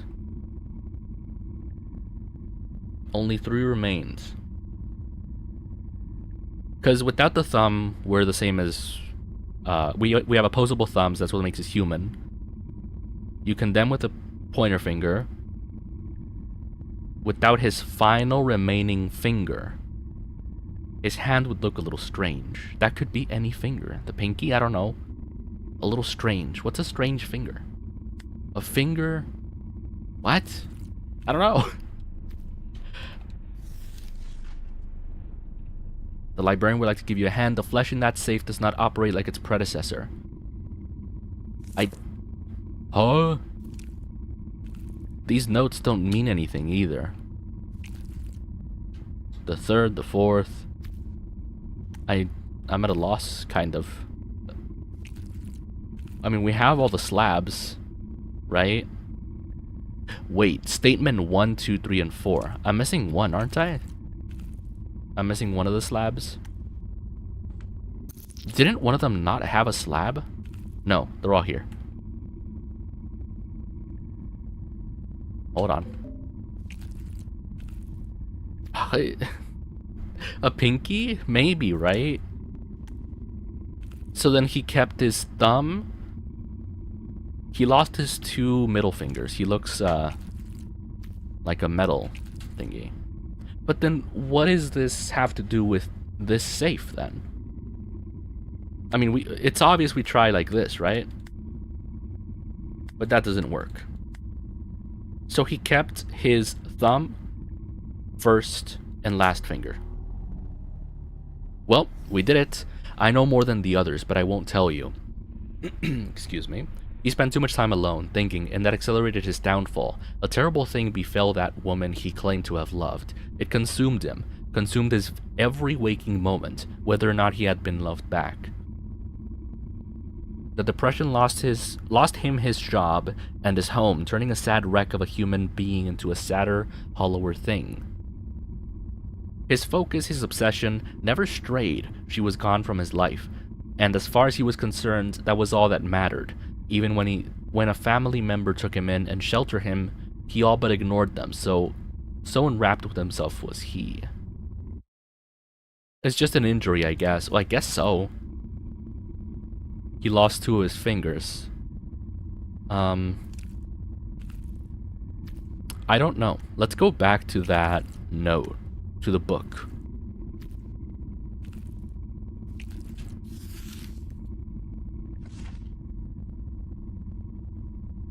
The flesh in that safe does not operate like its predecessor. I don't know what that means. Because the black flesh we got from the first one didn't mean anything, right? Because the guy said, I kind of recognize the flesh, but aside from that, I don't know. Should I leave? They want me to leave the room, right? Hello? The flesh in that safe does not operate like its predecessor. That's another thing. I don't have an inventory. All I have is the notebook. I guess I leave? I don't know. Can I leave? I'd love to leave. Oh, yep. Thank you. I kinda wish I hadn't, but here we are. Probably a whole new puzzle, right? There's hands in the middle. Love that. Any hints? No hints. None that I can see. No notes this time, just... Is that a knight? Oh, they're chess pieces. I know about chess. I know how to play chess. What do I do about the chess pieces? Oh, is that a note? A fish. Nah, just a rock. I'm like, is that a fish? Nah, just a rock. We can fall down again. I wonder if falling down is the way to the next room. Maybe not. Maybe it is. Who knows? There's this, which of course can't get past. Okay, I don't know what's there. Do I really just have to go in the pool of hands? There are chess pieces. Okay, the trees are preventing me from going there. The only way to make progress, from what I can tell... Oh, there are phones this time. Okay, I can't interact with them, but there are phones. I am not sure, actually.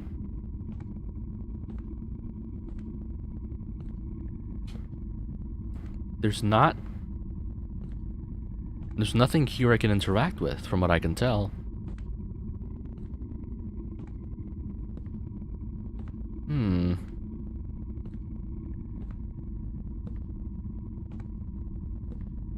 Yeah, nothing there. Some of these aren't even double-sided. It's very weird. I could leave from the same door I came from, or I can fall down this chess room. Right? Oh yeah. Fall down chest room. See if that does anything. Probably not. We'll see. Ooh, it is a whole different room, isn't it?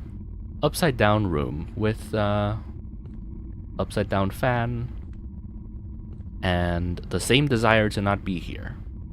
That's what we have. Should I be looking up?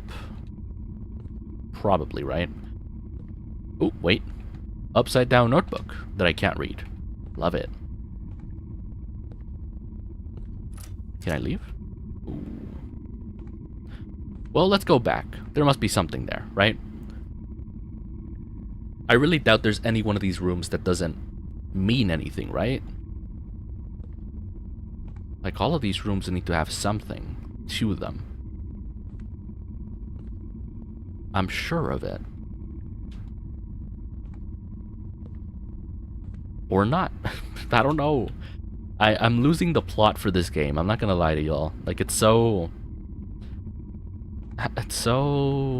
weird. Like, we're not really being spooked. We're just kind of exploring empty spaces that may or may not have puzzles. I don't know. It's looking pretty bad, chat. It's looking like an interesting game. Interesting in a bad way, unfortunately. Like, what are we... Oh, there are 2 doors, actually. Hold on. Maybe I pay attention a little bit. That door is illuminated, which means we go this way. It's locked. Oh, there's a note on the corner of the room. If only I paid attention. If this place were a mind, it would not be pure. The answer to the path ahead is embedded in a column of red flesh. Huh. I have to find the key in the flesh. Is that what I'm understanding? A key in the red flesh? Oh, unless I'm blind. We'll probably have to look pretty close, right? Gotta find the key in the flesh. But the tables and everything are made of flesh. Huh.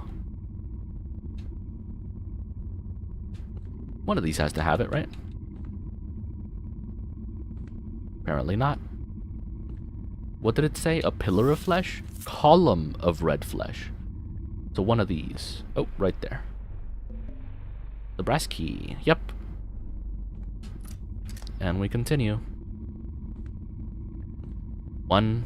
Oh, a chessboard. Let's see here. Oh, it takes me to a whole new room. Oh, it flips the room. Oh. I almost wish I hadn't done that. Oh, is that a play place? Why is this game not over? Help. We've been at this for how long? Hold on. 35 minutes? Really? It feels like I've been in hell forever. If this is what hell's supposed to be, it does feel like I've been here forever. There's so many notes and puzzles, and it really is endless. So if the goal of the game is to make it feel like purgatory, somewhere you can't really escape, just endless punishment, endless puzzles and clues, then it's doing a good job, but... There are recurring themes in each memory, and one that is alone. The numbers will open your path back. Recurring themes and one that is alone. The numbers will open your path back. Numbers? Numbers. Each memory. Numbers. There are cameras here. Numbers. Numbers? Those aren't numbers though, those are letters.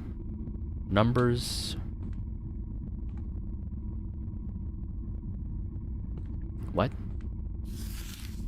It seems pure, but there are cracks, memories of others' misdeeds, of evil committed, recurring themes in each memory, and one that is alone. The numbers will open your path back. Are these windows the memories? We have the cameras. The numbers? I don't... Let's count each individual thing, okay? 1, 2, 3, 4, 5, 6, 7, 8. 8, 4. Let's say 3 tentacles. 8, 4, 3, 1 that is alone. Numbers? Numbers for the phone. But I can't get to the phone. I'm a little confused.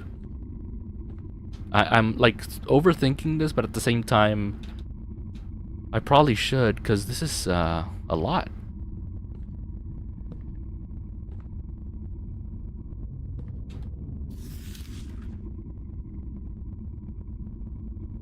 One that is alone, the numbers will open your path back. Numbers, he says. A card holder. What?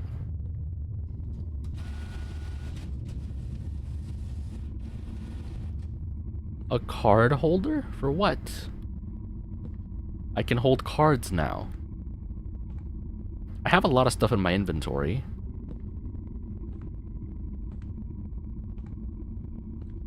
What? Y'all, help me.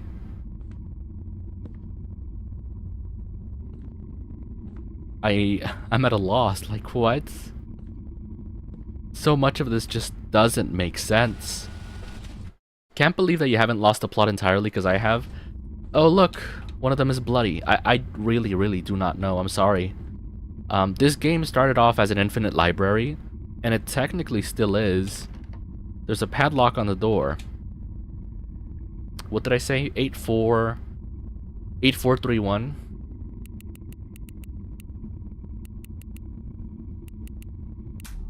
Wow. I'm a genius, am I right? I'm getting tired of this chat. I'm not gonna lie. Like, yes, we're solving puzzles, but it's not a horror game. Help me. You little shit. Like, you hadn't done enough already. Now I'm trapped here. Damned to repeat this shit like I'm a goddamned tape recorder. If you had an ounce of remorse, you'd dash your brains out on the nearest wall. He was never much good at forming connections with people, and this time wasn't any different. That woman who'd walked into his life spent a night and a half with him and recognized him for what he was, an empty, half-formed piece of sentient scum. Naturally, he took eons more from their brief tryst than she ever intended, spent days upon days picking their every second together apart, thinking about what he could have done differently. Not once did he even consider what he should have known in the first place, that there just wasn't anything to him. He wasn't person enough for himself, let alone others. So are we in the same room, just slightly different? No, it's the same room, just that they wanted to give us a little bit of story before we left, I guess. Alright, let's go. I might have missed what the story was in the hand room. It was just hands. Can't blame you for getting tired of this. We've been at this, it's only been 30 minutes, but it's felt like forever. Because I really expected a spooky game, and instead we get a puzzle game. And unfortunately, I really doubt there's a save. Wait. I don't wanna, but I would want to test if there's a save point for this. I think I do remember from the main menu there being a chance to press continue or something. Because I really didn't expect this kind of game. Whatever you want to call this. You know? Like, what the heck? Like, it really is just liminal spaces. Just room after room of places we can't go into. If anything, this is my last glimmer of hope. That for every room we go through, there's less and less little creatures of these blocking the door. So I'm guessing that very soon, there will be 0 creatures blocking that door. At least I'm hoping, right? There's a door here that we didn't come through. Did we come through this door? One way to find out.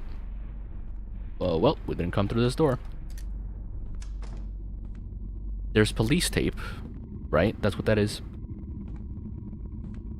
Because I think the game is trying to tell a story. What that story is, I don't know. No clue, as a matter of fact, what that story could be. Because there's buildings, might be from New York. I guess we go down the chess room.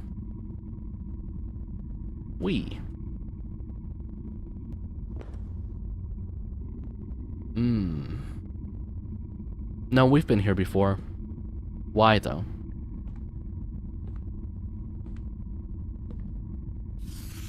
The answer to the path ahead, yeah, so we found the key. We've been here before. We went, not that way. Yes, this way. We went this way. Then we pressed on the chessboard. And then the chessboard brought us into this room. With the memories, right? Yeah, the memories. It was 8, 4, 3, 1. This printer still means nothing. This is what it tells me about the memories, right? Nothing has changed. There are recurring themes. This mind is not pure. I don't know if they're talking about the main character's mind, but my mind is apparently not pure. I don't know. I couldn't tell you what the way forward is.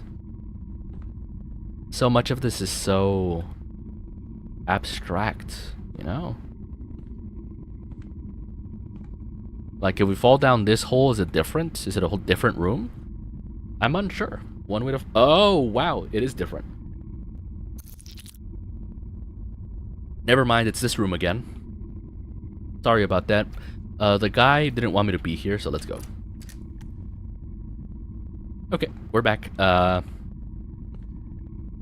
Truthfully. Well, if anything, I feel like we're getting close. If every time we try to go to a new room, we end up in a room we've been to before. For example, this will take us too far back, I think. I have memories of that room. There is this, which I'm not sure what to do about. Just a bright light. So either we're very close to a new thing, or we're looping. Our choices are great.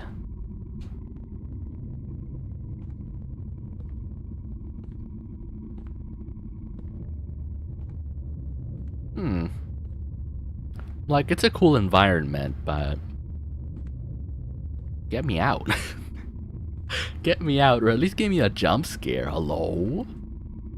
Hello? I wanted a horror game, not whatever this is. There's a phone here that I still can't ring. The notebook I have still means nothing. This is the door I came from. I guess we have to start falling down places. I have really no other option but to start falling down places.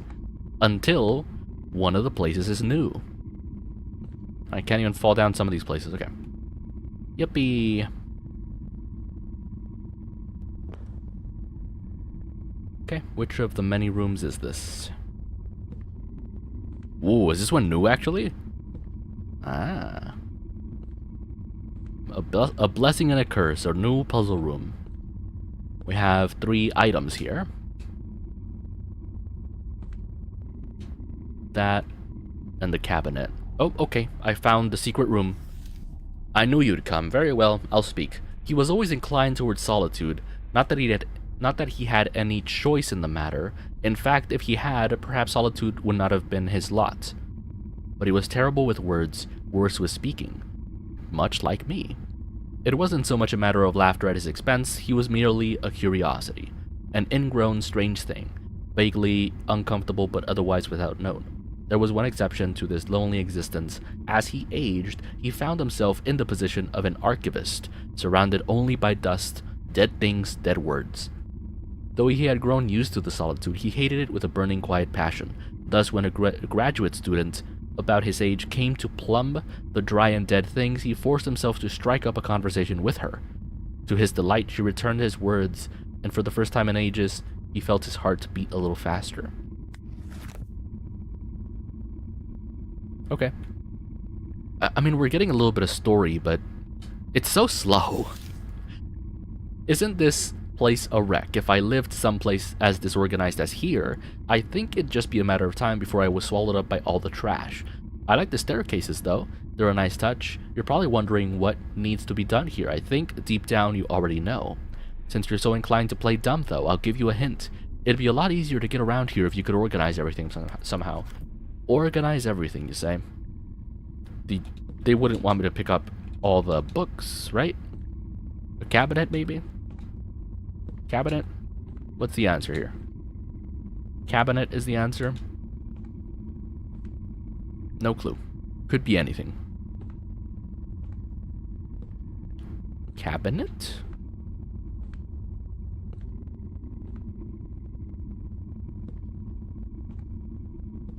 There's nothing I can pick up.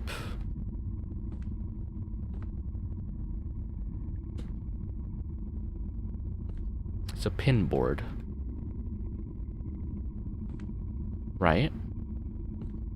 I can't even get to that side.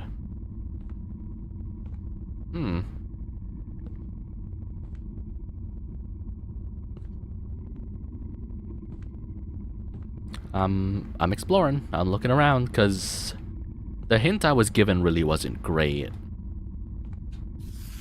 It'd be a lot easier to get around if you could organize everything somehow. Get around... Get around, organize everything. What? What? Maybe the hint is about the items you put down. All three are used for organizing stuff. Right, but then does that mean I can just leave? Because these are all for organizing. That's for contacts, that's for letters, I want to say, cabinet, for file folders. Easier to get around.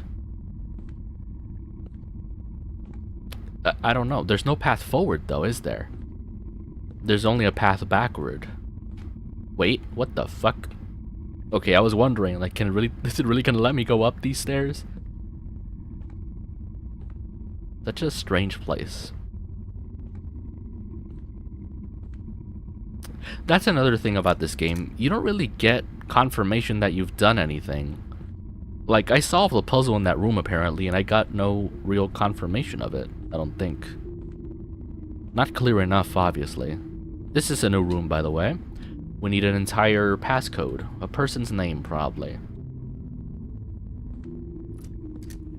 Wow, the door's automatically open. How kind. We're back at the very beginning. And had I known something... Maybe. Well, time to do what we usually do. Check every single file folder. In hopes of finding something worth my time.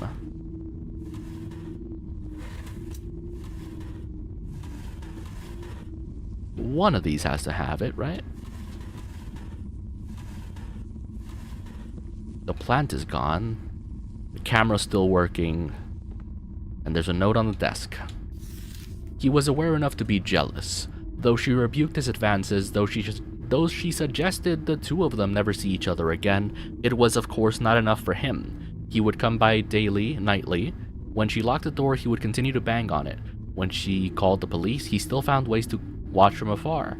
Until one night, that is, when he watched an unknown foreign shape enter her abode. Though he could only barely make the silhouette out, he could tell it was a man. And that was enough to send him into a rage. The authorities arrived too late on scene to save anyone. Though the fire was contained, the victims died of smoke inhalation somehow. They hadn't been able to open the front door. The screwdriver keeping it jammed was no longer at the scene of the crime, of course.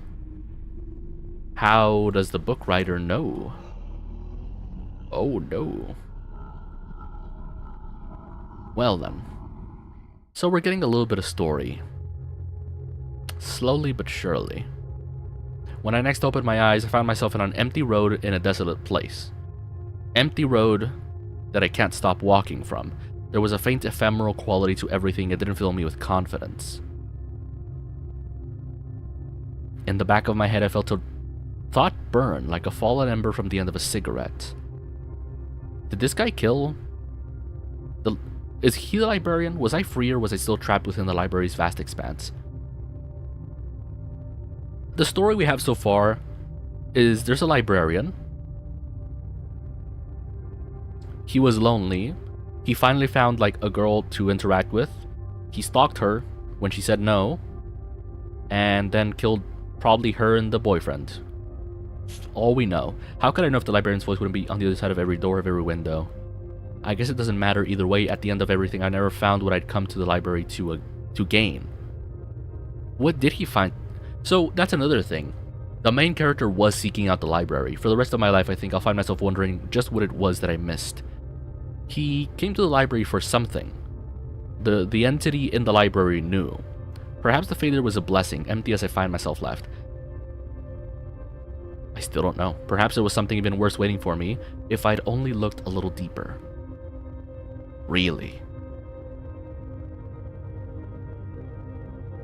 A gravestone.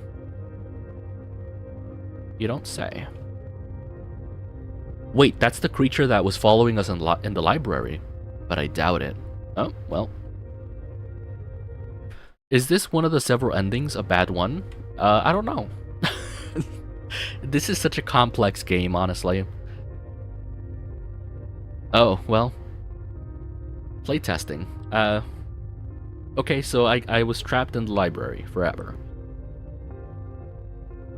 Truthfully, I have no clue what the fuck this was.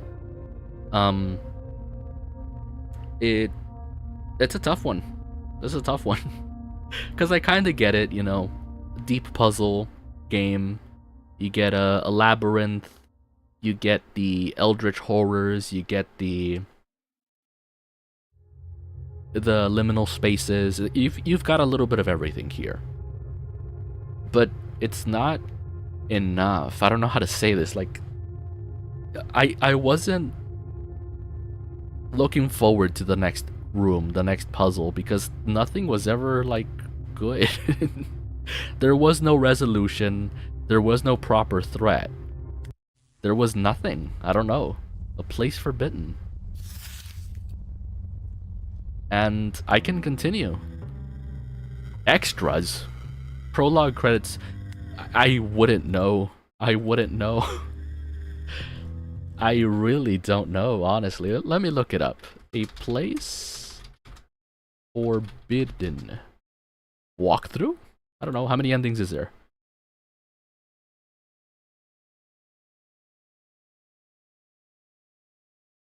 Okay, so it's a PT style playthrough. Some people finish it in what, 20 minutes? Alternate ending. Huh. Wow. Some of these playthroughs are an hour long. That's interesting. So it took me a little less time, I think. Well, that was unfortunate. I can't even lie. Once again, I was let down by another quote-unquote horror game. But it is what it is. Okay, enough of that, though. Get this thing out of here. As promised, since last time, I want to react to Spooky Game. I have... Not Spooky Game, Spooky Video. We want to continue with last week's topic of the Spooky Doge. Spooky Doge, Spooky Dog. What the dog doing? What I will do is make sure that I'm on 720p at the very least, because I don't know if my thing can handle that. Might want to re-ping the server? Should I? Should I? I'll put something in general at the very least.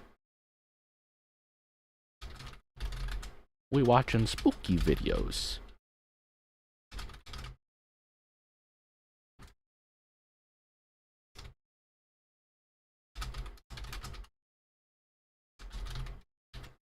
Right? At the very least. I don't want to re-ping. That's a lot. That's a lot. But we've got some Spooky Doge. Let me go to my React thing. The library thing might have discouraged some people. I know. At least I'm glad it wasn't as long as it felt. It really felt like I was playing that game for 2 hours, but it was only 45 minutes. It was that bad. It was that slow, that painful. So I wouldn't be surprised, but now it is Spooky React time. As soon as I get the thing. Where is it? Oh. What? Oh, there we go. There it is. Is that correct? Is that cropping out a little bit? No, that's correct. We'll also make sure the audio is on the right thing. There we go. But yes, last time we were watching the analog horror about this dog, and there is a trigger warning for flashing lights and injured animals, so keep that in mind. But we kind of went through the story last time.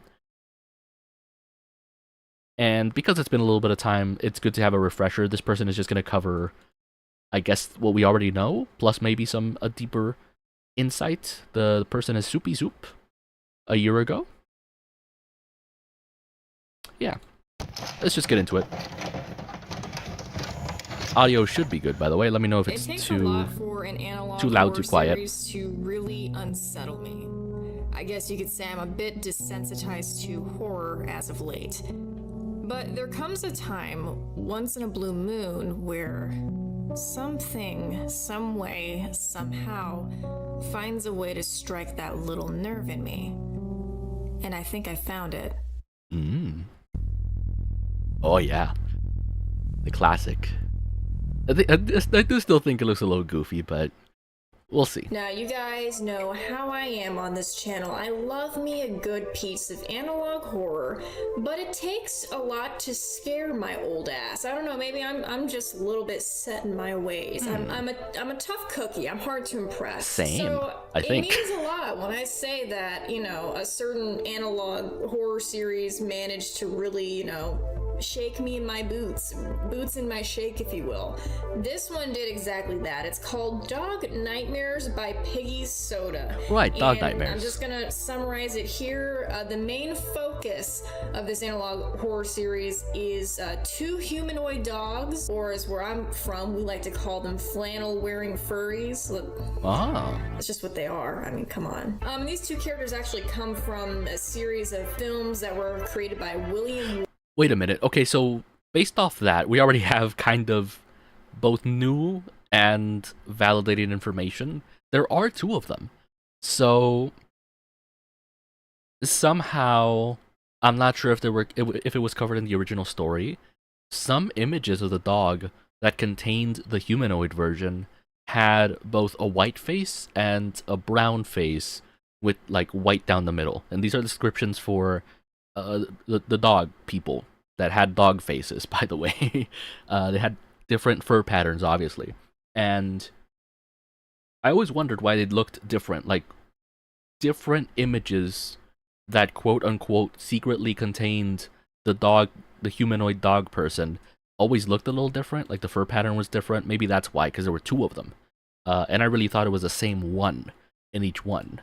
Wegman, I think I'm saying his name right, and it was just some shit he did with his dogs, and he made it look like they had dog heads and human bodies. It was really weird. But I'm gonna stop blabbering on and on and on about it. You know, I'm gonna start off by playing the first episode, which starts off right away, you know, as most first episodes do, and I'll let it speak for itself. Oh yeah. Uh-oh. What is it? I kind of didn't realize that they were actually different either. Yeah, I guess they are different. There's two of them. You need to replace this part. What is it? We have seen this, by the way, from last stream, like a week ago. Getting a refresher for sure. There. That's it? I better check the oil. Now, the Polaroid, from what we know, does contain a picture of, like, a father and a daughter, maybe? Ew, that's scary. Could be trouble. Could be trouble. In this video, the main character seems to be holding up some sort of picture to her TV, and then out of nowhere, just kind of cuts to one of the Wegman dogs, and his eyes are missing. Could be trouble. You know, right yep. as the video is about to cut out, interestingly, one of the dogs says, "Uh-oh, could be trouble." Right before the video cuts, of course. That is interesting. Pretty self-explanatory what that one means. It kind of means our friend here might be in trouble, you know. I would take that as a direct attack. Now, after brightening the image a little bit, it does say he's still out there. Right, that's the same Polaroid as before. Brightening the image a little bit, it does. Which I have to wonder again. The image we've seen before has two humans, two people, maybe father-daughter, just older guy, and a girl. I don't know. And I'm not sure what that means. He's still out there. Could mean anything. Could mean maybe the dad's still out there.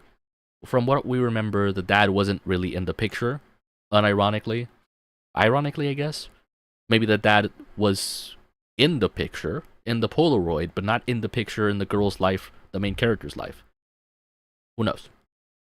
Say he's still out there, and the full image does get shown again later on in the series, but just keep that in mind. This is that exact same image, and there's a reason why it was shown there. I feel like I'll elaborate on that later. You know, Let's the go. last part of the video again, I'm looking forward to that. out, you know, could be an implication that whoever's in the picture might be in trouble.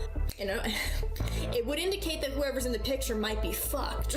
Okay, fuck Bigfoot. You got fucking 6-foot tall Weimaraners running out there. I'd be pretty scared of that if I were you. That's like the new Bigfoot. That's the new skunk ape, honestly. You guys remember that TV show, Finding Bigfoot? Did anyone else watch that show back in 2010? They should make another version of that show where they go after these little shits.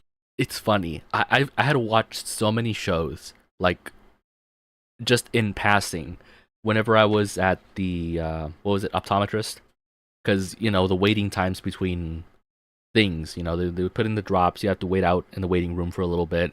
You'd be able to watch, for some time, some TV shows, sometimes entire episodes or two, and Finding Bigfoot was one of them. Might be the dog and the father that are missing. What I'm wondering is if, perhaps, the dog saying could be trouble might be him saying that the father is trouble. Maybe the father is evil. Maybe the father killed the dog, and maybe that's why they separated. The family separated, and I don't know. The only thing we have from mom and dad is that mom told the main character, the girl, to get over it, to get over the dog being missing. So that's entirely possible that the dad and the dog are somehow in the same picture. Not in the Polaroid, but in the same situation, in the same event, we'll call it. And that's why they're both not present? I don't know. Right here. Lots of theories. I'll be a part of that show. I'll run it myself. I don't give a fuck. I don't need money for that. What, you crazy? I don't need money to run a reality TV show. You're crazy. Okay, in the next episode, it's a little cute slideshow situation, if you will. You know, it's pretty terrifying actually. It is not cute. It's just kind of a slideshow of zoo animal pictures, presumably, you know, done by a child. If I were to guess as such, I'm not trying to make judgment calls here, all right? But I think it was done by a child. Just it's mixed maybe. in, of course, with some family photos and some weirdly censored faces, I guess, whatever. And then there's special emphasis put on the stairs. Now I'm gonna let the rest of the video stairs here play out for are itself. something. They're scary. No. The stairs are terrifying. No. I'm getting memories. I don't like the memories. Ugh. Hold on. It was this image. This was one of the images where people said the corner of the photo. Top left, people were saying that's a face. Top left of the photo. Can y'all see my cursor, by the way? That should be a thing. I can double check, but top left of that image, people were saying that that has a face. The dog face specifically. I don't know. Could be.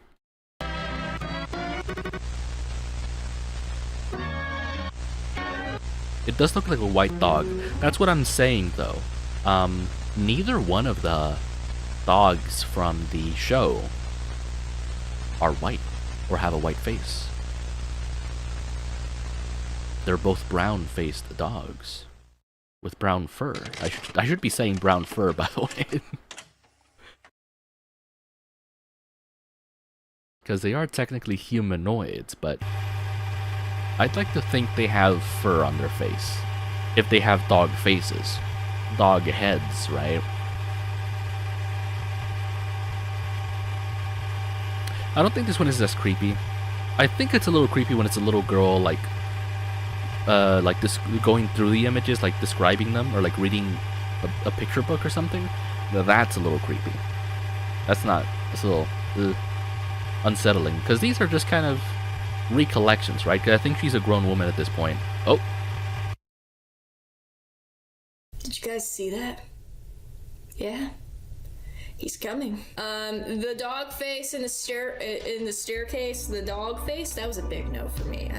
That was a no thanks. The next scene shows someone rummaging through their childhood drawings in their bedroom. This is obviously implied to be the main character, and you know, she's the one who drew the animal drawings. Of course she dingus, you should have figured that out already. And one drawing, quite sweetly and heartwarmingly enough, shows the dog peeking through the window. Just kind of throwing a gang sign up at the person there. That is not sweet or wholesome. Nope. And then nope, the it's camera not. quickly pans up to the window, almost as if the camera person is expecting the flannel furry to be there. They can only wish. Now, this obviously presents the Wegman dog as either an imminent threat or Give a Chateau some cinnamon cake. harbinger Hey, of thank bad you for the news. cinnamon And cake. to me, it Love seems like cinnamon the cake. dog was specifically targeting the young child shown in one of the photos, possibly by luring them up the stairs and to their bedroom window. I don't like that. Posturing itself here so as not to be seen. So to me, that kind of reveals what its intentions with the child are. What? And that they might not be good. I mean, come on. Do you really think any of the parents, clearly that child was not alone in those pictures, all right, when she was downstairs. There were adults there. Okay, do you think any of Well, hold on. No. From what I remember from the story, she specifically said, one of the videos, that she was alone when she saw the dog, right? That mom had to leave for something with work, right? Maybe in the pictures there was family, but in the story that the little girl told, I'm pretty sure she was alone. Pretty positive. them knew that there was a fucking man dog on the staircase? Because I know they wouldn't just be calmly sitting there. Well, actually, in one of the Christmas photos, one of the family gathering photos, there is like someone backed up against the corner, like at the bottom of the staircase, pointing up at the staircase. And I really doubt that during the family gathering, the dog man made an appearance, because the whole family was there. There's no chance it would do that unless it somehow wiped out the whole family. That'd be kind of wild, which I doubt it. I really doubt it. They knew about that, right? Right? They wouldn't just be calmly sitting there. Right? Someone please tell me. All right, episode 3 is basically a clip of a Wegman fishing episode, I guess, where the dogs go fishing, you know. Before cutting to a poster of a missing dog dated March 11th, 2009. Now, this date might be important later. I wouldn't know. I wouldn't know a damn thing about that, but okay. There is obviously a correlation being drawn here between the man dog and the real dog, the one that's missing in the picture. Now, it's unclear if the humanoid took the dog or if it's trying to communicate something to the OP. See, I'm trying to be optimistic here. I'm trying to play devil's advocate for the man dog, but you know, man and dog they don't go together in that context. You know what I mean? Not as a single word. They're not good. It's not good, okay? I believe it's entirely possible that the use of the fishing clip in the beginning was deliberate, unfortunately. It's implied that the Wegman dog or dogs, because I know earlier in some of these clips there were 2 dogs shown, it's implied that the Wegman dog or dogs could be hunting for something by using some form of bait. And of course the use of the title bite here is very condemning. You know, I hadn't thought about that, if you ask me. So in other words, yeah, the bite thing came up a couple times, and I didn't really understand the context of it, but now that I think about it, yes, one of the commercials was about fishing. Whoa, okay. That is new. I hadn't thought about that. Because I do remember one of them being called Bite, but I didn't really understand it. Maybe that's where it's from. This could mean that the missing dog, in this case, bit and took the bait, causing it to go missing. Or it could also mean that the Wegman dog is using the main character's missing pets as a form of bait to lure them into a trap. And this No, or again, back to my theory, the dog bit someone. Maybe the dad. Maybe the dad was not kind to the family, let's say. And the dog bit the dad, and the dad had to go, and the dog had to be put down. That's my best guess right there. The simplest theory.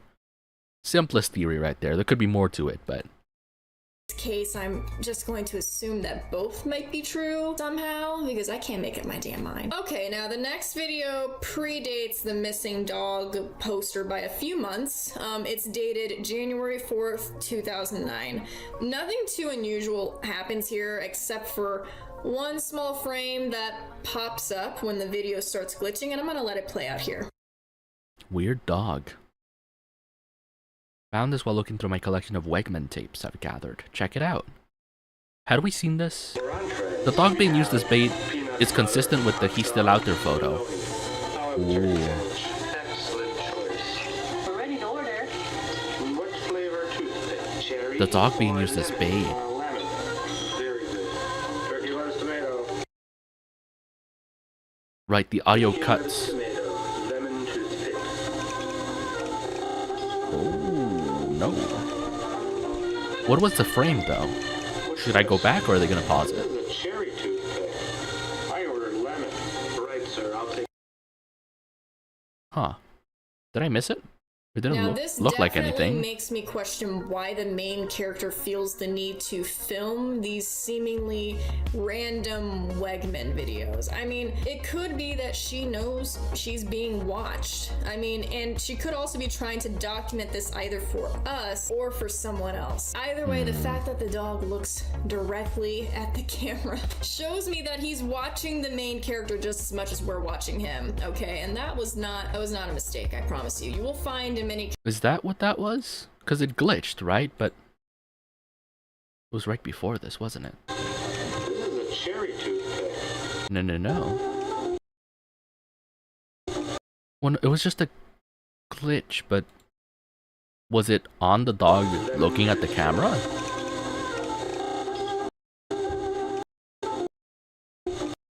Oh, okay. Oh, that is a little creepy.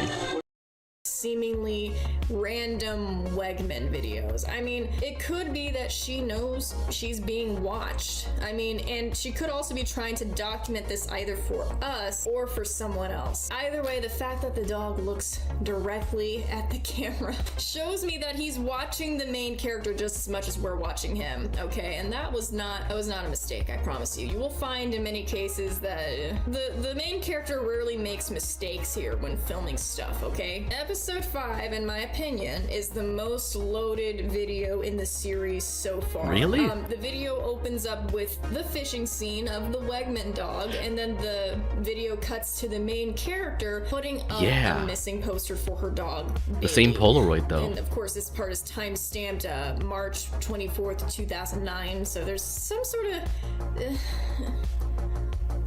some sort of timeline going on here. Yeah. It was the winter of 2009. It was a very prominent time. It was a good time. I remember so much about it. It was great. Like a boss, man!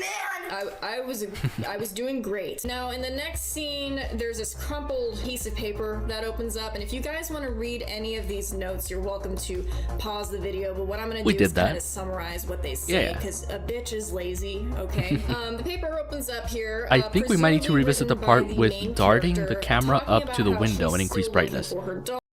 Wait. Like literally right here? We can do that. We can do that.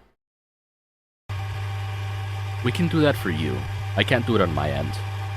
Well, I can do it specifically on my end. Hold on. Yep. Hold on. I got you. Filters. Add a color key. Right? Now we add brightness. Well, not brightness. Sorry. Contrast. That doesn't quite do it, does it?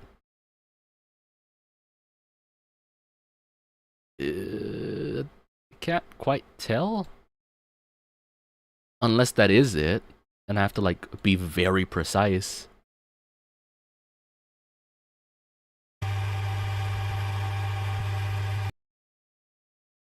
Like, is it literally right there? I'm convinced you can see the flannel for a few frames. The flannel? Is that what I'm looking for? I don't know.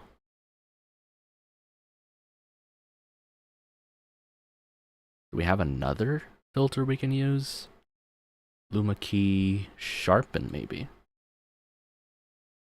Sharpness? Tiny difference, I think. I don't know. Unless you want to go like, I don't know, 0.25 speed. Even that might be too slow. Oh, maybe there. Oh, wait a minute. Yep. I don't know what that is, but it's like a little square. Little squares, right? But is that the flannel? Wow, if you look close enough, it does. Oh, yep. There it is. It took a bunch of filters. It's interesting. Once you know what to look for, you can even see it without the filters. Ah, okay, let me turn off the filters so we can see the rest of the video properly. There we go. Red flannel, yup. That is terrifying. They cut out after this, didn't they? Like, they cut the video. Oh yeah, they saw it. Uh-oh. They saw it. Where were we? Right around here. Summarizing the notes. Now, in the next scene, there's this crumpled piece of paper that opens up, and if you guys want to read any of these notes, you're welcome to pause the video, but what I'm going to do is kind of summarize what they say, because a bitch is lazy, okay? The paper opens up here, presumably written by the main character, talking about how she's still looking for her dog, and keeps getting... This is another thing. This drawing of the dog, notice it has the white stripe down the middle. That is extremely important because not every picture of the dog is the same. And the white stripe is, I think, a continuity error in some of the frames. But, again, we have two different dogs. I'm not sure if the dog man and the dog that our main character is looking for are the same person. Are the same dog? Phone calls from an unknown person. Every time she answers, there's silence on the other line. That is a damn good troll right there, if I've ever seen one. And keep it up, buddy. I'm proud of you. I'm just kidding. Don't ever do this. Don't ever do this to someone if they're grieving the loss of someone. Don't ever do that. That's fucked up. Now, another paper opens up again, and the main character says that she's looking for a Wegman tape called Mother Goose and 2 other short films. She's trying to burn a collection into one disc. One short is of Batty, presumably one of the dogs, making pottery, and the other one is of presumably the other dog, Crookie, playing baseball. So right off the bat, you know, it's pretty clear the main character has a strange obsession. I mean, excuse me, let me be more polite. A strange interest in the Wegman films. She's really into curating and collecting them for whatever reason. I don't know if that's significant, but that's what's going on here. Another paper opens up. The main character says a friend sent her a late birthday gift and that she's been busy looking for her dog Bailey. The friend said he wanted her to record herself opening up the gift. The main character says she's tired and she'll do it tomorrow. Honestly, that's relatable. Okay, worth noting, again, maybe there is no continuity error. She drew the 2 different dogs differently. So, like, this is the dog she's looking for, the one with the white stripe down its middle of the forehead, and it's clear that the Wegman dog on the other drawing doesn't have it. So, she knows the difference, right? There isn't them being confused for each other. He wanted her to record. She knows what she's looking for, and the Wegman dog is maybe not what she's looking for. She'll do it tomorrow. Honestly, that's relatable. Yeah, you do that shit tomorrow. Yeah, don't be on a time crunch. Don't be on anyone else's schedule, but your schedule. You know what I mean? Time is a lie. Now, this is the gift opening scene. I'm gonna try and speed through this really, really quickly, but it's dated February 26, 2009. The main character basically films herself opening up gifts from her friend. Now, we learn that the main character is named Emily. The gifts are a green get well later soon there's card That's Not with My a Bailey Wegman too. dog True. on it, and the Hardly Gold movie. It's world famous. Everyone knows about that movie, guys. I remember Get with that. the times. The main character then shows off a photo album that she made where everyone's faces are strangely covered up by paper cutouts of animal heads. See, now this all makes sense. See, the whole family is furries. That's why all this is cool with her. She's down with it. She's fine. And you know, the rest of the album contains zoo animal pictures from before, you know, that kind of stuff. Furry. Now, for some reason, the cover photo of the album is the staircase. Why would you want that? Now, on one of the pictures of the animals, or next to it rather, is a paper cutout of a puppy. It's very cutely drawn, but the main character, Emily, she points to the puppy and the words, "That's me," pops up on the screen. There's no audio in this clip, by the way, hence why I'm talking over it. For some reason, when the page turns to the picture of the stairs, Emily points at it, which is interesting to me. So that kind of tells me that whoever this friend is that she's recording for, he might know what was going on with the dog. He might know what's up, woof woof, if you know what I mean. He knows. So that was interesting that she put special emphasis on that. And then as the camera pans over, it quickly shows, this is the most disturbing part. Wait, by the really? way. If you guys are... Wait a minute. Did I miss an injured animal in the original videos? Because she's just showing the videos that we've quote-unquote already seen. Is there something I missed? An injured animal? Sensitive to bad stuff happening. Okay, well, to here's the animals, trigger you can warning for skip y'all. To this timestamp right here. That's Because I don't think I saw As it pans this. over, it quickly shows a picture of Emily and her dog. Only the dog's head appears to be snapped to an unnatural degree. Okay, no, over to not the quite side. an And the clip injured cuts, animal. And the main character, she has words pop up on the screen that say, "My camera died." I have a lot of questions here. I don't know if she knew that the picture looked like that, or if that was some sort of visual glitch that was done by the dog. It's the sideways head dog, yeah. We took our time She looking was at that. aware of the picture looking We like really that, did. That makes me ask a lot of questions. It was like, trippy. It was Sister scary Girl, looking. How much about this do you know? Are you in on it? Are you in cahoots with the dogs? Are you a dog? Are you a bit? Okay, and then the next Okay. part, again, this is quite disturbing. It's an up-close picture of the snap-necked dog. Yeah, wow. You know, just shown on the screen, and then... But, wow, I really hadn't perceived it that way, because I really thought, my point of view, this is the left eye, the right eye is just a little bit obscured, and this is the snout back here, like back here. Down here, the nose and the mouth is like has a little smile going. Turns out, no, it's just a regular dog looking really sideways. This is the ear, this is the eye, this is the mouth, this is the nose. Like, really snapped. Both is terrifying, by the way. Both perspectives are terrifying, but... There's just barking in the background. And then the next note pops up after that.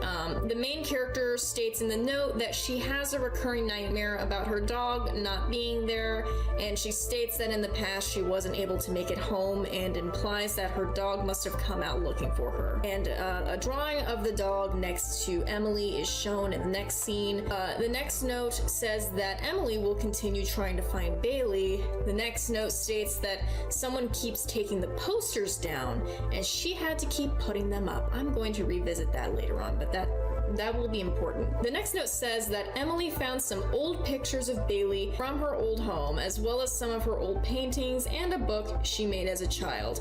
The next note I saw it that way at asks, first too, "Would you yeah, like to take it a looked look?" spooky for sure. The next note states, "We can look together now." Any of you guys familiar with this sort of thing? You already know that jump scare's coming. So any of Is you there guys, again, if you're sensitive to bad another stuff injured happening animal? to animals, skip to this timestamp here. You're Did I more miss than welcome something to do else? that. But this is the picture. I'll play this out for itself. Oh, what? No, I missed that. I do not remember this. I must have missed this. No. We totally missed this. No. We missed this completely. Did I not see this somehow? Was this just not in the playlist? I do not remember this. This says you won't be alone? You won't be alone. So in this case, it is straight up the dog being injured. And this is Bailey, by the way, because this has the little white stripe down the forehead. So maybe the snapped neck is a thing. It's not... Wow. I'm curious then. What? Who? This is something I missed. This is new information. Quite clearly we see that the next note is of Bailey with her neck snapped in the words, "You won't be alone." Now interestingly, it's clear here that this is not what the original drawing looked like, as there's some words that are scratched out and the dog's head appears to be pasted over where the original drawing was. So something's going on. Some pictures are being tampered with, and this part kind of makes me lean into the fact that maybe Emily is not responsible or even fully aware. It's possible that, you know, something's fucking with her shit. And we all know what it is. It's one of those stinking dogs. Really? It's a dirty old dog. Now the next scene is an old book, presumably written by the main character, about how her mom told her not to answer the door to strangers, and if someone knocks on the door, to run up the stairs, hide in her room. Oh, this one is and lock so the door. terrifying. For some reason, that part where she was explaining that last bit, door is scratched out. I don't know what that part means. Maybe there was no door. Maybe it's just one of those types of situations you just had to pretend. Now, Emily explains that she's scared to do this because of a hole in the wall next to the staircase. One day she ran fast past the hole and heard a dog barking inside. Emily took a flashlight and... Can you get to the first image of the kid's book? Was this shown? First image of the kid's book. Before that... Oh, this... Was it this? Yeah, after this. Was it this one? Mommy has left to go to work. Was it this one that I think... There are feet at the top of the stairs there. Oh! That's interesting. The way I perceived this... I hadn't seen it that way. The way I perceived this was she was in her bedroom. This was a cabinet. I thought this was a cabinet. And someone said on the last stream that these were feet up here. But I'm like, why would there be feet on top of the cabinet? But if it's at the top of the stairs, then yes, that is a little more terrifying. Jeez. What? Because of a hole in the wall next to the staircase. One day she ran fast past the hole and heard a dog barking inside. Emily took a flashlight and took a look inside the hole. That's terrifying. I think it's scary when it goes from the story, her saying, I shouldn't open doors to strangers, and then we get her perspective. Like it just switches to, oh, fuck, to her perspective. I got spooked actually.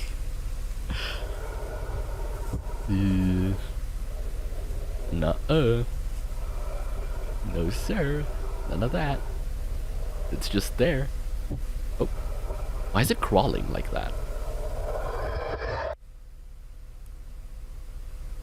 Weird. But it's clear she survived that, right? My new best friend. I met my new best friend. And she made her new best friend. How nice. Now the next scene shows It looks like it's ready to pounce. Oh yeah. Through old absolutely. Tapes. If you listen closely, it seems like the next clips kind of play out some sort of message. Another warning: if you're sensitive to flashing lights, skip this part. Timestamp right here. I'll give you a moment to do that. The boys were determined to get to the bottom of this. Sunset Point. Why was it closed? Was she just forgetful?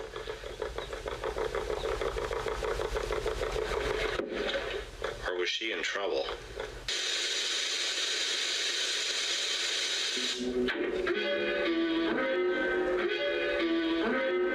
Rookie found a rock wedged in the tire. Number 4. How odd.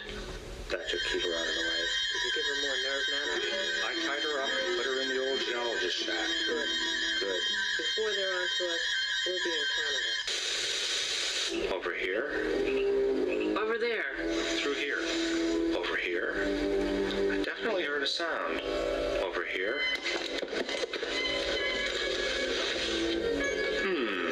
Not here. Side.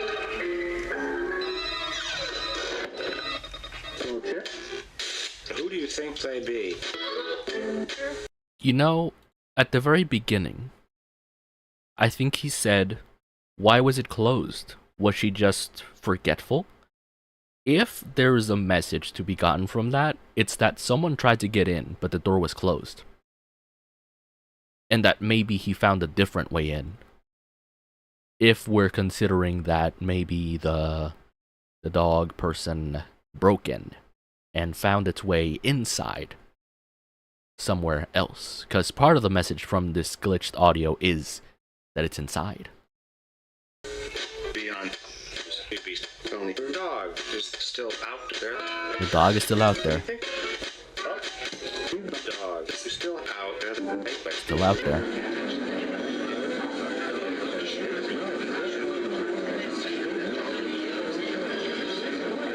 And here we have, if I could pause it at the right time without it blinking too much. It's a person, like dad and daughter, I'd like to think. Wouldn't know. The dogs in this mashup are breaking into the house. Oh, I hadn't thought about that. Part of the audio as well, of the commercial, Lord knows what the commercial's about tying someone and putting them in a shed or something. Tying someone up, not good, not great. Whatever context you want to give that isn't great. There's no context that saves that audio that says they tied someone up and put them anywhere. Nope.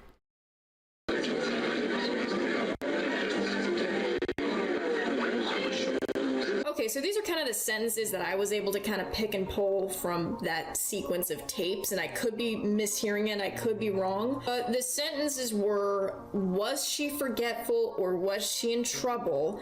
Hide, who do you think that be? Your dog is still out there. And of course, we can't forget the part where the dog gets all spooky at the end. And then we're all shown that Polaroid picture from the very beginning that I mentioned, only this time we get to see what's actually on there. This time we see that there's a man and a woman in it. The caption reads, of course, he's still out there. That's how we know this is the same picture. I'm assuming this might be the main character's friend that sent her gifts earlier, and the woman might be her, but I could be wrong. So now, quite possibly, we have a guy and a dog that's missing. Now the last video is of someone, guy and a dog, presumably Emily, painting not the a picture father and of the her dog in a dark, empty room with some peaceful music. That is exactly what I aspire to be doing in life. Okay, these are my final thoughts for the series. So, well, hold on. That's before we get to the final thoughts. That's something I hadn't considered. Who is giving Emily, the main character, all these tapes, and why do they have them? More importantly, whoever gave Emily the tapes, were they already corrupted like that? Or was Emily the one that put the tapes together? Because what she wanted to do was get all the VHS tapes, burn them onto a disc. Were the VHSs already corrupted with those messages onto them? Or was the audio she got after she burned them onto the disc and they got corrupted somehow? Because maybe we're not considering that the friend was in on whatever happened to Emily's dog. Maybe it's a childhood friend. Maybe he knows. Maybe he knows. Who knows? And now it must be prefaced that this series is just starting to kick off and the whole story hasn't been fleshed out yet. However... Wait, really? Well, a year ago. Huh. My theory is that Emily is being stalked by some sort of dog man demon and has been for a long time. Yeah, I know, no shit. It's also clearly hinted that the dog demon is responsible for Bailey's disappearance and potentially Emily's friend. But for some reason, it hasn't taken her. Why is that? That is not a coincidence. I definitely think this is significant and worth pointing out. Is the dog demon using Emily, or are they using those closest to her as a form of bait, a way to lure her closer to them. Now, this might also explain why those missing dog posters kept getting taken down. Maybe the dog demon is, a little bit jealous that Emily grew up and possibly made other close friends, including her dog, and in turn forgetting about them. He doesn't want to be Emily's side bitch, quite frankly. He's not taking that level of disrespect, and I stand. It's quite a moment. Either way, the thing that terrified me so much about this series is the fact that it somehow managed to resurrect a childhood memory that I forgot I had. I can't specifically remember what program I saw the Wegman dogs on, but one thing is for certain, I definitely remember them. And I definitely remember being scared by them when I was really, really young for some reason. And that is what makes this so terrifying. The fact that I know for certain that these dogs traumatized me as a child, and yet somehow I don't remember where I saw them from. Hence why this never made it into my childhood trauma video. Link in the description. In other words, I love dogs, but not when their heads are attached to human bodies. Right, so this isn't even the full thing. There's a second one named Revisiting the Analog Horror That Broke Me. I am not entirely sure if that covers everything from what we saw, because we saw more, I'm pretty sure. We'll give it a try. I could look it up. I could look up other people that looked into the thing, but I wonder if this covers everything. I could probably check the comments as well from this one, see if they covered everything. Because I don't quite remember the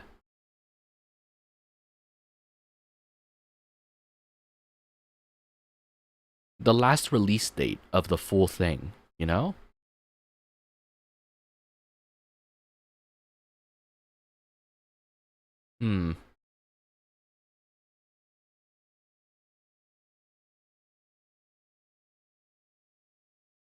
Interesting.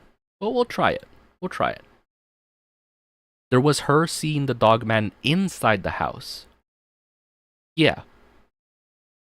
Yes, the second part where that's where she said, "That's not my Bailey," where she saw the dogman inside the house. And didn't she, I forget if she ran literally into the hallway instead of running away. Yeah, the new house. That's the scary part, that I thought she went back to her childhood home, but she had moved, and she heard barking, didn't she? Back to her childhood home? I forget. By the way, this one is also by Soupy Soup. It's called Revisiting the Analog Horror That Broke Me. I'm hoping we get some more insight as to the new things we did. The new things we looked at for the analog horror, because I think the first video she did was based off as it was coming out.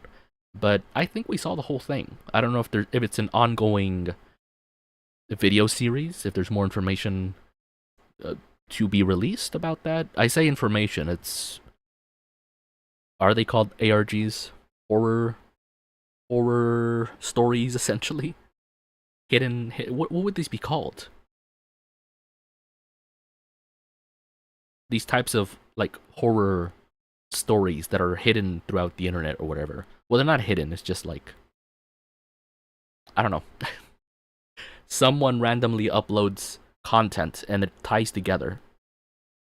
Well, whatever the case, get into it. Content warning, implied child abuse, viewer discretion is advised. It is just implied, though. I want to tell you a story. Oh, this was terrifying. A story on how I met my best friend. There it is, the sideways looking dog. It looks even less sideways looking. Oh, you know what they did? I think for this one they reversed the image. So it looks a little better. But it is still a sideways looking dog, isn't it? Is it even a sideways looking dog? It doesn't look as clear, does it? That the head is sideways. What? This one does look normal. That's an eye, clearly. That's a snout. That's as clear as it gets. That's just a weird looking dog.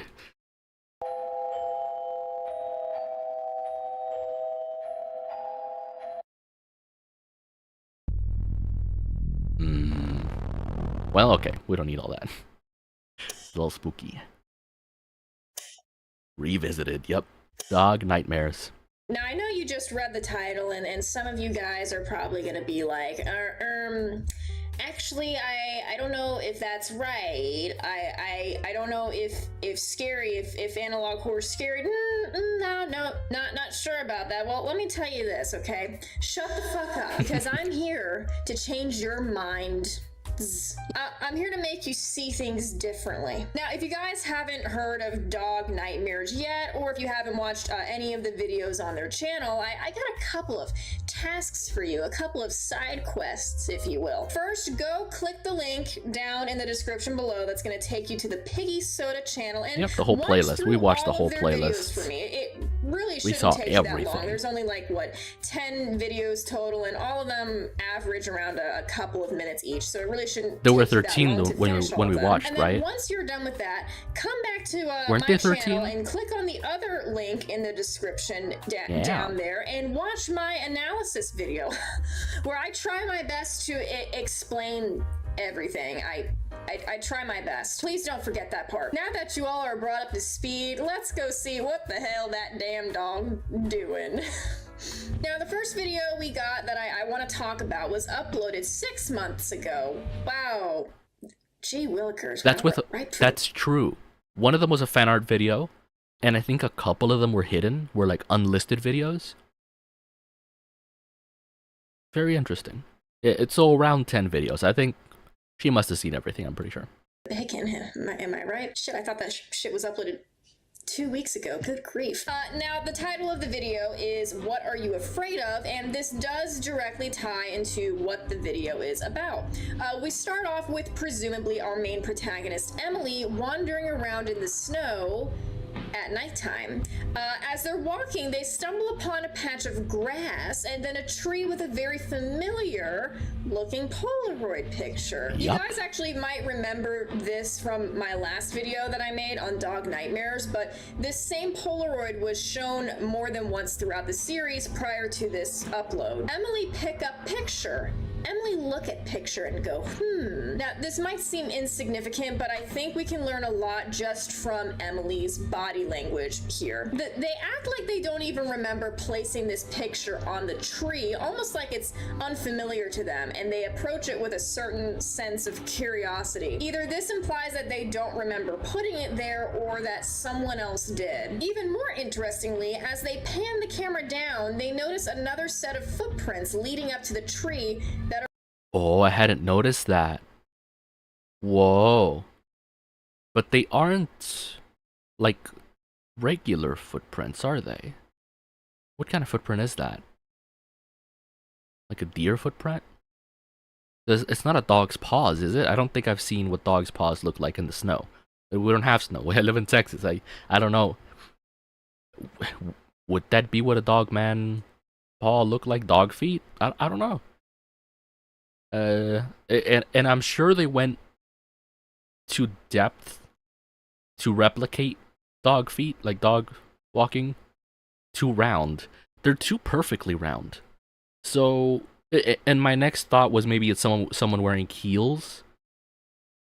I wouldn't know. Like, maybe deer feet is what comes to mind, but those are also, they leave a pretty clear imprint of like hooves.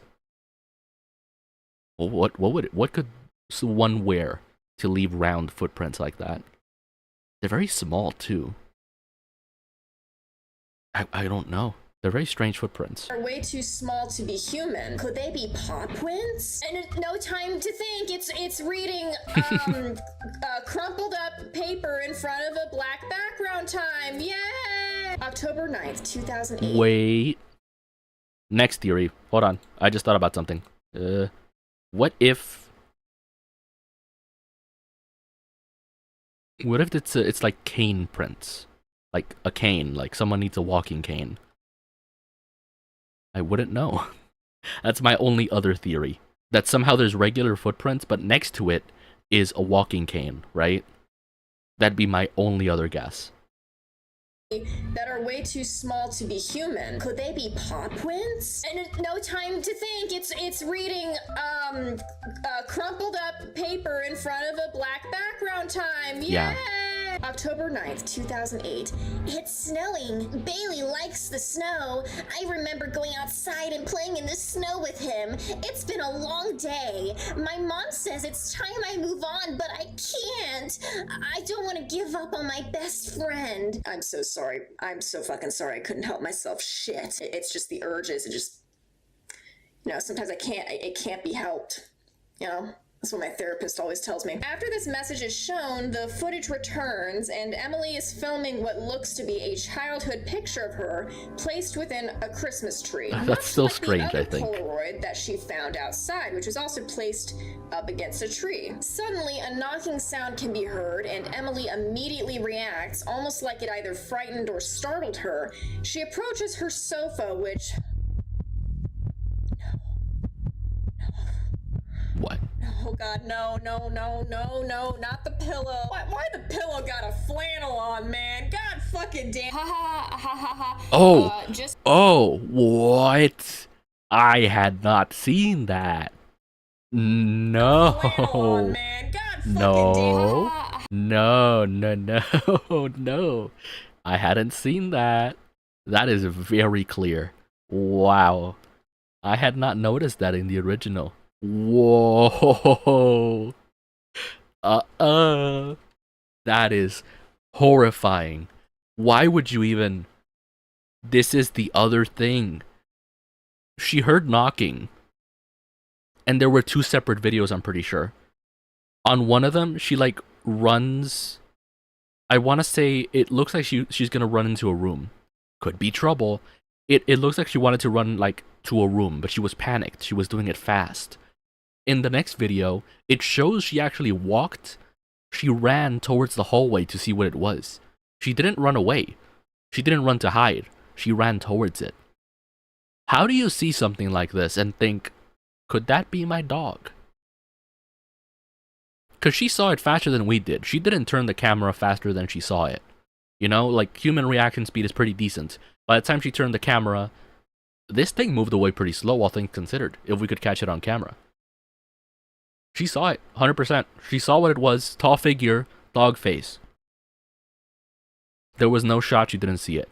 And she still ran towards the hallway to see what it was. She still ran towards it to the hallway. No survival instinct. That's actually not the only thing nope. that we need to Zero worry survival about. instinct. If you actually look closely here at the doorway, you can see that that dog man in the doorway. What he doing? What he doing there? What's he doing in the doorway? What the dog doing? What the dog doing? She pans the camera up, pausing on a painting showing her and her missing dog Bailey. And I really want to let the rest of this video play out for a second because the delivery is chef's kiss. Have a watch.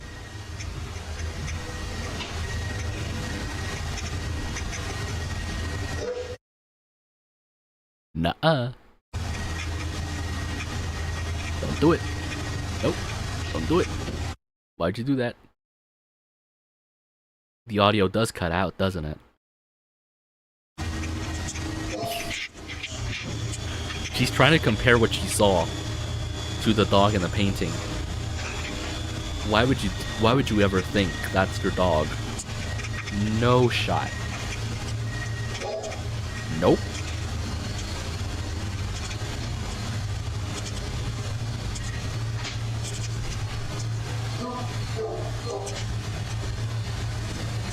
That doesn't even sound like a dog, I'll be honest. The flannel's there. Wait, what? Right, that's what I remember. The flannel, like, flies somehow. Hold on. Can we see that again? The flannel? And then she runs towards the hallway. And I thought she was going inside that door. I thought that's where she was bolting for, to try to hide. But we see in a different video that something else happened.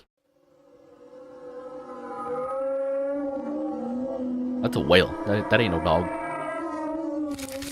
That is not my Bailey. Nope. No, it's not.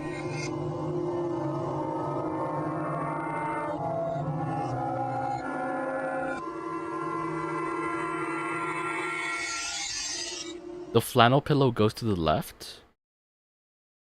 Yeah, where the hallway is, right? That's what we saw. It goes to the left, which is towards the hallway. Does she take it with her? Like, how does that work? Does it teleport? Yeah, it goes... Which means she turned right. What? But then she's at the hallway. Unless she did run away. Which means she went to the right and... Yeah. But she somehow ends up... Well, okay, we'll watch. I think I might have misremembered. But yeah, she does run away, maybe. And all we see is a door. That's not my Bailey. And then this picture, which is an upside down dog. Kinda. Upside down dog face. My Bailey's afraid of the dark. Shit.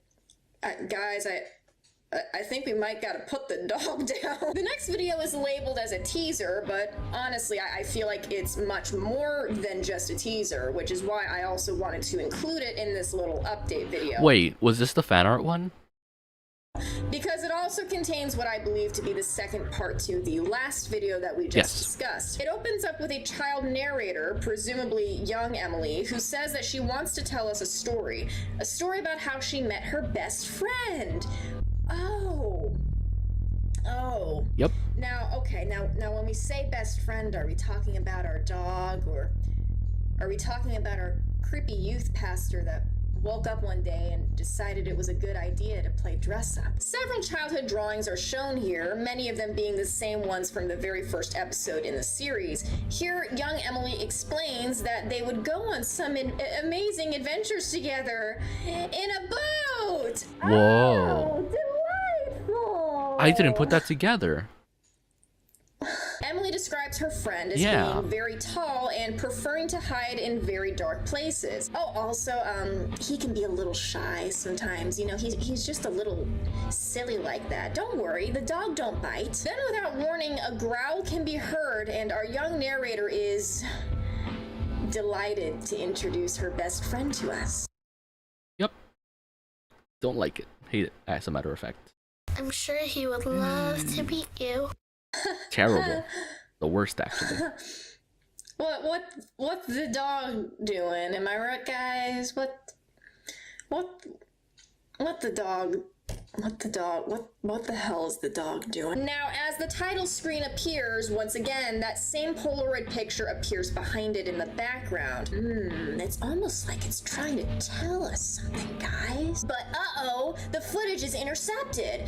This is what I believe to be the second part to the last video that we just discussed. Another crumpled up piece of paper appears, showing us where Bailey is hiding in the darkened room before us. I don't think Emily calls so. out to Bailey, but ominously receives no response. Wow, okay, so she went to hide, but here she is now in the hallway. So that's why I thought she ran towards the hallway to call out to Bailey. But this might have been a little bit later. I don't think so. And then after that, we get a little teaser of our good friend Batty, just giving us some positive affirmations, to be honest. Wonderful. Wonderful. Good job. Thanks, man.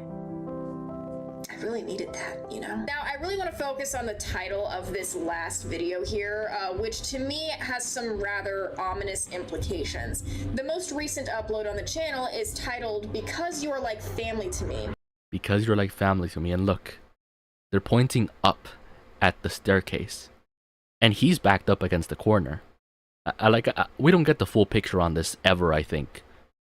And by that I mean we don't get context for this image, but it is pretty spooky. It is a family picture during a family gathering, based on the context clues of the other images that come with it, but they're pointing up pretty ominously at the staircase. And this really doesn't seem like someone arguing with someone on top of the stairs. This seems like someone saw something horrifying on top of the stairs. They're like fully backed up against that corner. And the description says, and because I miss you. Now, admittedly, while this does sound like something I do be saying to my cats sometimes, now hear me out on this. What if Emily isn't talking to her missing dog at all.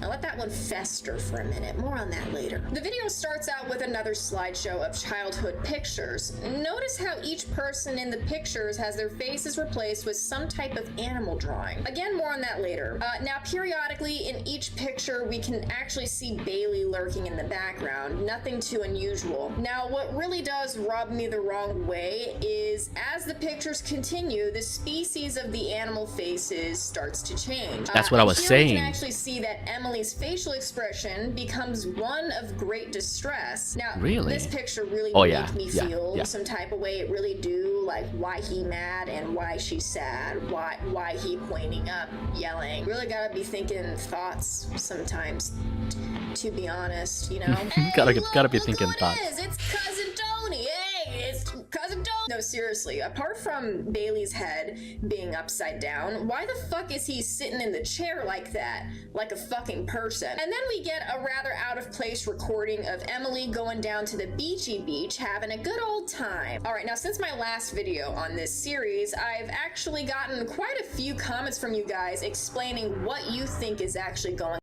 on. Ooh, wait a minute. Okay, we can read some of these theories. Read a theory in another video covering this series that suggests that the main character's dog never went missing, but her friend did. The image showing her new best friend shows her with a dog head as well. So maybe as a child she just depicted people as animals or with animal features. It could be the trauma of her friend disappearing when she was very young, altering her memories.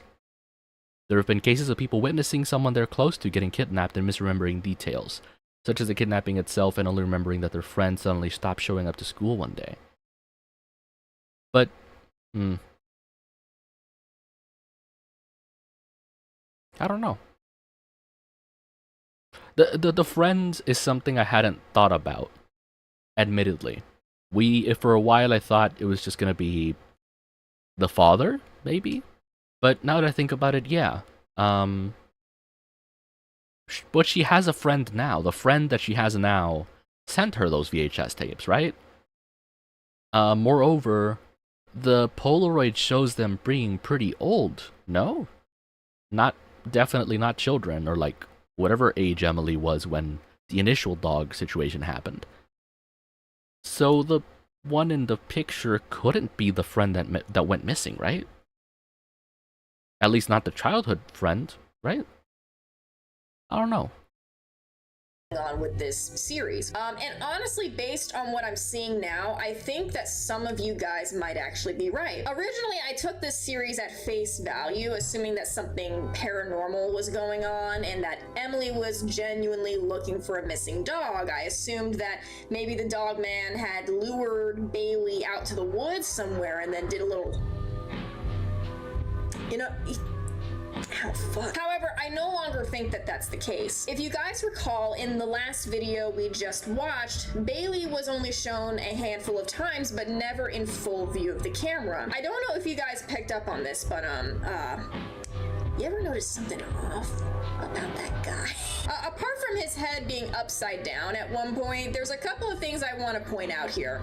Firstly, the dog does not look like a natural part of the background at all. Like, you know what I mean? Like, I don't really know how to explain it, but you can clearly see that Bailey is in much higher definition than the rest of the people in the photos. I did want to say, that is something I thought about in the previous video we watched. At least in this particular one, the second one. Bailey here, in the corner. I had mentioned that it looks photoshopped in, which I thought was in part... I did talk about it, how maybe it was a continuity error, like they edited the picture to make it part of the horror experience, and I thought, okay, we'll just take it at face value and say that's just a regular photo of Bailey. Just badly edited by the person that made this horror experience, and I took it just as part of that. But maybe that is true. Part of the theory that this person is bringing up is that maybe something is tampering with Emily's memories and photos and family photos and stuff to make themselves part of the family. You know, implanting false memories somehow. I don't know.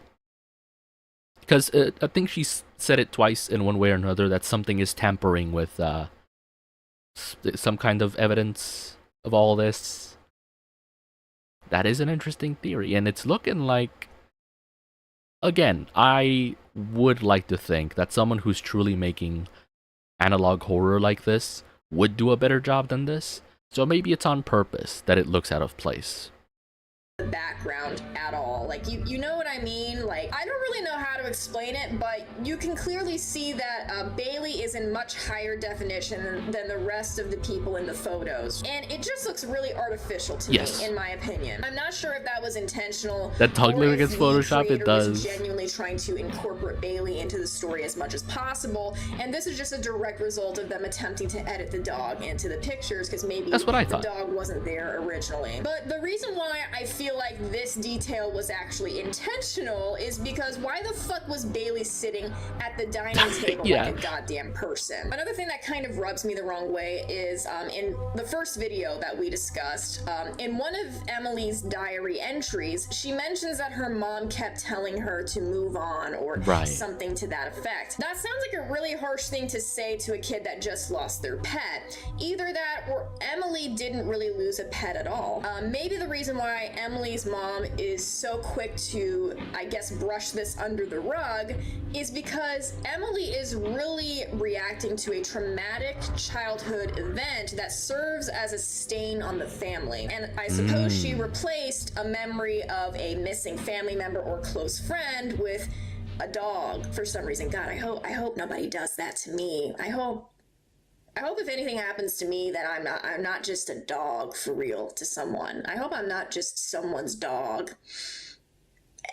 Anyways, I've seen some people say how this series could be a metaphor for abuse and possibly neglect, and I'm honestly starting to agree with that more and more. Moreover, as I previously stated, I also think that Bailey might not actually be a dog, but a real person. I know you guys remember that weird Polaroid picture that just keeps showing up at random times throughout the series, and I really don't think that's a coincidence, especially the fact that it was placed on the trunk of a tree earlier. Almost like the missing dog posters that we've seen previously throughout the series. It's also the fact too that the Polaroid was, again, placed on the trunk of a tree, much like the childhood picture that was placed within Emily's Christmas tree. It's almost like Emily put that Polaroid picture in the trunk or on the trunk of the tree without even remembering it. And also, I think it's interesting how as she pans the camera down on the ground away from the Polaroid picture on the tree, you can actually see what looks like paw prints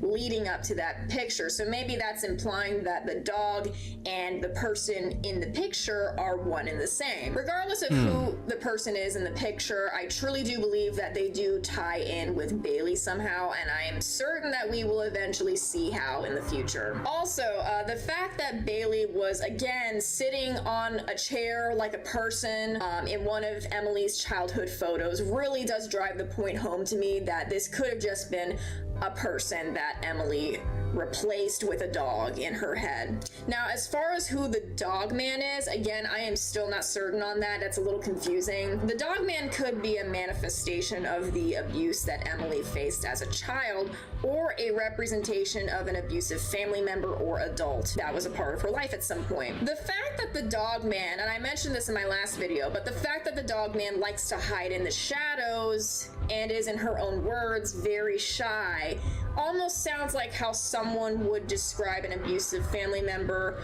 or adult that's trying to do certain things out of view of other adults.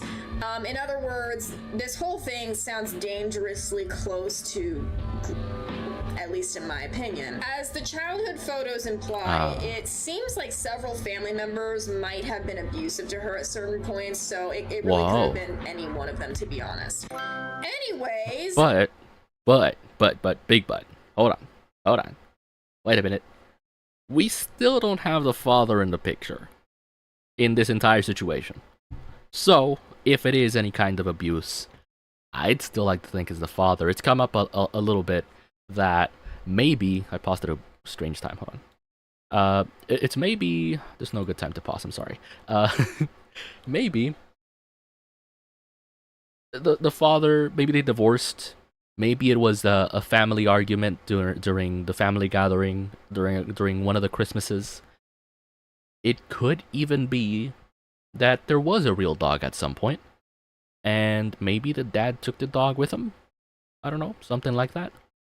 And I'd still like to think that when Emily saw the dog man in that shadow in the staircase, I still think it might have been the dad breaking in. Because I'm not sure. There was the image of Emily on the boat with the dog, right? The dog man. And I really would not think that if a family member was untrustworthy, that they would trust Emily to go on any kind of boating, fishing trip with Emily. I think it's the father. Because, I don't know, fishing with dad is a very common thing. Fishing with any other family member alone? I don't know about that. So, my theory is still that it's the dad. The whole grooming thing I'm not entirely sure about, but my best theory is that mom and dad divorced because of a family argument during Christmas in those family pictures. I'm still not sure about the missing dog thing, though. We really don't see the stairs window outside her drawings and her perspective going down the stairs. The stairs window? Her perspective going down the stairs. So what could that mean, then? What could that mean? That couldn't be a metaphor. Because she described it as a hole next to the staircase, and every time she ran past the staircase, up to her room, I imagine, she heard barking. Maybe it wasn't even barking. It could have been someone calling out to her. Who knows? I don't know. A weird architectural decision. It is a weird architectural decision, but I don't think it's that rare. It is rare the way we saw it. The way it was shown in the video, it was like basically an attic, but on the side of the staircase, which meant that if there's a second floor, there's enough area between the second and first floor to make a whole, like, little, I don't know, in-between area. Because a little indent on the bottom, on the side of the staircase, kind of makes sense. Maybe a traumatic dream of a break-in reimagined.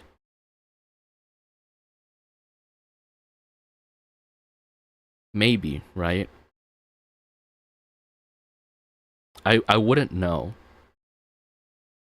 Because yes, that is entirely possible that someone did break in with some kind of mask, and she perceived it as a dog mask, because she couldn't process it, obviously. She was a kid, scared of the dark and everything. She couldn't process what she was seeing, so she saw the dog man. Now, as for the dog man wanting to pounce, I don't know about that, because the dog man was looking like it was gonna attack, and she clearly survived that. So if it was a break-in, I don't know. There's so much to think about. There's, I think, too much missing information, which maybe is on purpose. I don't know. That's the simplest thing. We don't really know. There's a lot to think about. It's very interesting, though. I am curious. I do still want to see other theories. I know we're really deep diving into this particular horror series, but I think it's good because we spent so much time on this already. I think it's so interesting. Also, we spent it's just an hour on this. It's Dog Nightmares Explained? Sure, we'll give it a shot. The series that brought humanity to analog horror. Makes your skin crawl. I don't know that these are specifically them being explained.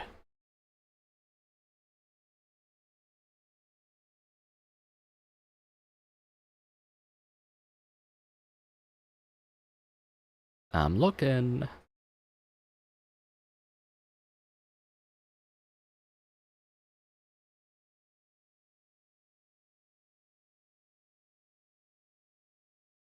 Ooh, wait, this is hopefully good. Found one. This one is called Solving the Horrors of Dog Nightmares. I'm hoping they actually do that and not it be clickbait.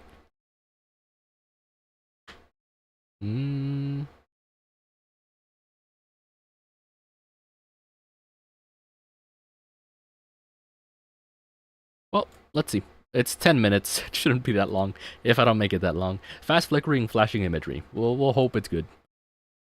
Mommy has left It's to by get to work. MA2, by the way. And I want to play all by myself.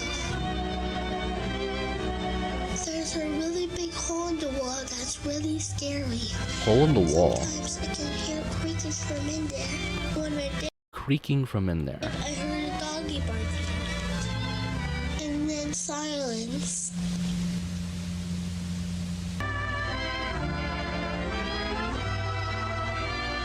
Spooky.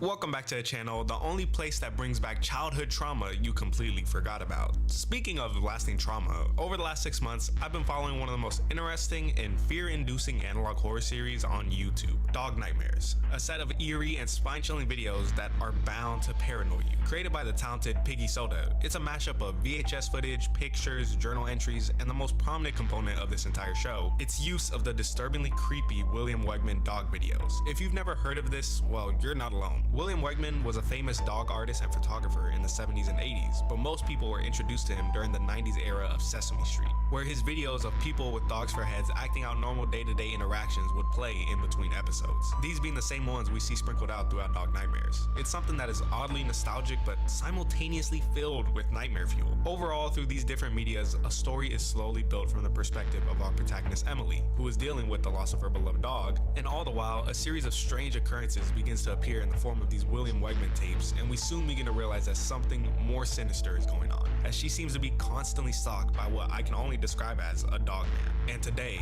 we're going to find out why. But first, shout out to Piggy Soda. The series itself is such a breath of fresh air amongst the many popular analog horror series that have been coming out recently, and I'm surprised it's not bigger. But one thing about the series I will say is, with the videos all over the place and the clues and details hidden through journal entries and dog footage, it's really hard to pin down what's actually happening. But that's where I come in. So let's dive into the nightmare. If you've seen any of these videos, you might know that they come out a little random in the way they're posted. But starting off at the first episode gives us a good feel for the rest of what's to come. In the video called Dog Show, Emily's watching one of the Wegman videotapes while trying to look at a very shadowed picture until Big Eyes over here pops up looking back at her. I don't think this was on our regular schedule of programming. And this isn't the only time that this entity is seen through these tapes, as it appears in other videos such as 1/4/2009, where while watching the dog Could be one dog man or not. For a split second, a glitch appears on screen. Well, it's worth thinking about that if Emily saw the same dog man when she was little, and then again when she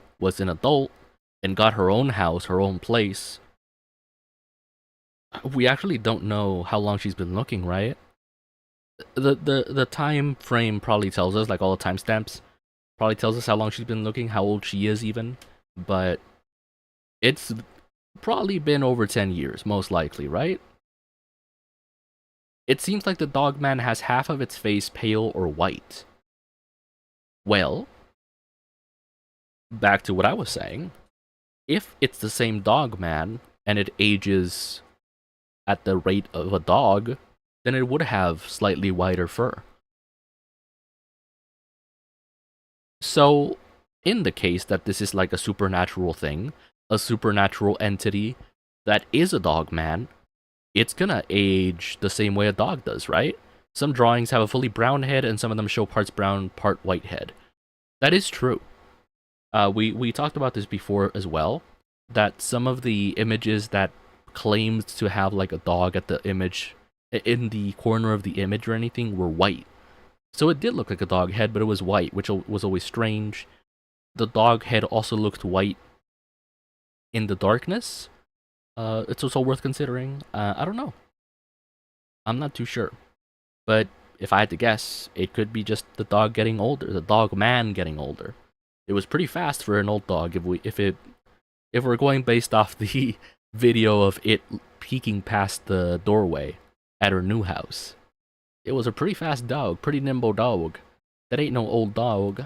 Where you can see the waiter looking directly at the watcher. As well as in the later video, My New Best Friend, the tape begins to outright talk sentences to Emily. We'll get back to what it says in a minute, but it's pretty clear that this is one of the ways the entity communicates with Emily. And I say only because we're just not dealing with another TV analog horror here, folks. Oh no, this thing comes to the real world fast. In both videos, Childhood Dreams and the aforementioned My New Best Friend, we catch our first glimpse of this creature in the flesh. Once outside of a window after we watch what seems to be Emily cleaning up some of her old drawings, and we get him front and center in a memory scene where he pops out of a hidden spot in her wall. This memory scene is one of the most bone-chilling parts in the entire franchise. We watch as what seems to be a young Emily around 7 or 8 read off her old drawing book about her encounter with the Dogman, where one day when going up the stairs in her old house, she hears barking coming out of the spooky hole in the wall. After being intrigued by the barking, she decided to investigate and finds this. Still so well, weird. That's a one-way ticket to the beautiful farm up north if I'd say so. Wait, what? Yes, Emily befriends the Dogman in a turn of events. Yeah, I think when your parents said make more friends, they didn't mean this. But that raises some questions, like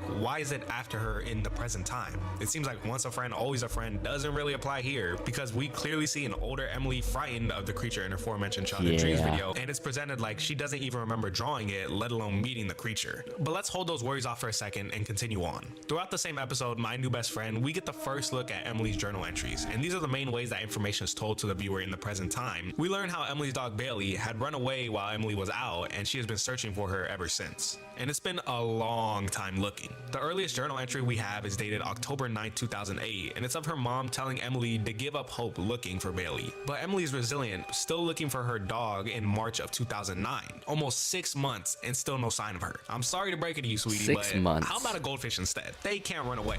While Rough. this is all happening, we learn that Emily That's is also rough. actively looking for these VHS William Wegman tapes to burn them all together on a 1 CD and make some sort of huge montage video. She's even gifted one from an anonymous friend, along with a Wegman dog postcard. Too bad Anonymous we can't read what's friends. inside because I guess this was the time potatoes were used for cameras. But I have worries about who this friend might actually be. That's Because what her I'm friend wants her thinking. to Who's the record friend? herself opening the present, which is a little strange, but the tape that she gets gifted is titled The Hardly Boys. It's the same tape we I could see the dog head being a mask, but the teeth don't look the part. Ooh. You're right. Because in the... Yeah, when it growled at her in the hole in the wall, it had little dog teeth. It didn't like fully bare its fangs, but it had like little dog teeth. Yeah, I get you. I wouldn't know though. I don't know. I do still think it was part of her imagination, if anything. Who knows? see talking to Emily at the end of the episode. And I know this because I watched that tape myself while researching for this video, meaning that this tape is corrupted because it wasn't talking back to me when I was watching it. Along with this, Emily goes through a photo album she recently finished for her friend to see. And oddly enough, this album first has a picture of her stairs on the cover, which is just the worst choice for a family photo album. Anyways, as she goes through this album, she tends to stop and make note of her stairs, almost to signify that the friend watching has some connection with Emily through these stairs, or at least has some significance with them. And that's very telling, because does that mean someone else knows about the Dogman? Or is it that the friend that Emily is talking to is none other than her best friend, the Dogman? Using these tapes to gain more control of Emily and influence her decisions and thoughts when she watches, but also possibly even possessing her. And with this information, more details start to piece together, such as the weird back and forth Emily seems to have with another person in her journal when asking about seeing an old drawing book she made as a child. She replies in a much more menacing tone and even handwriting, stating, "Would you like to look?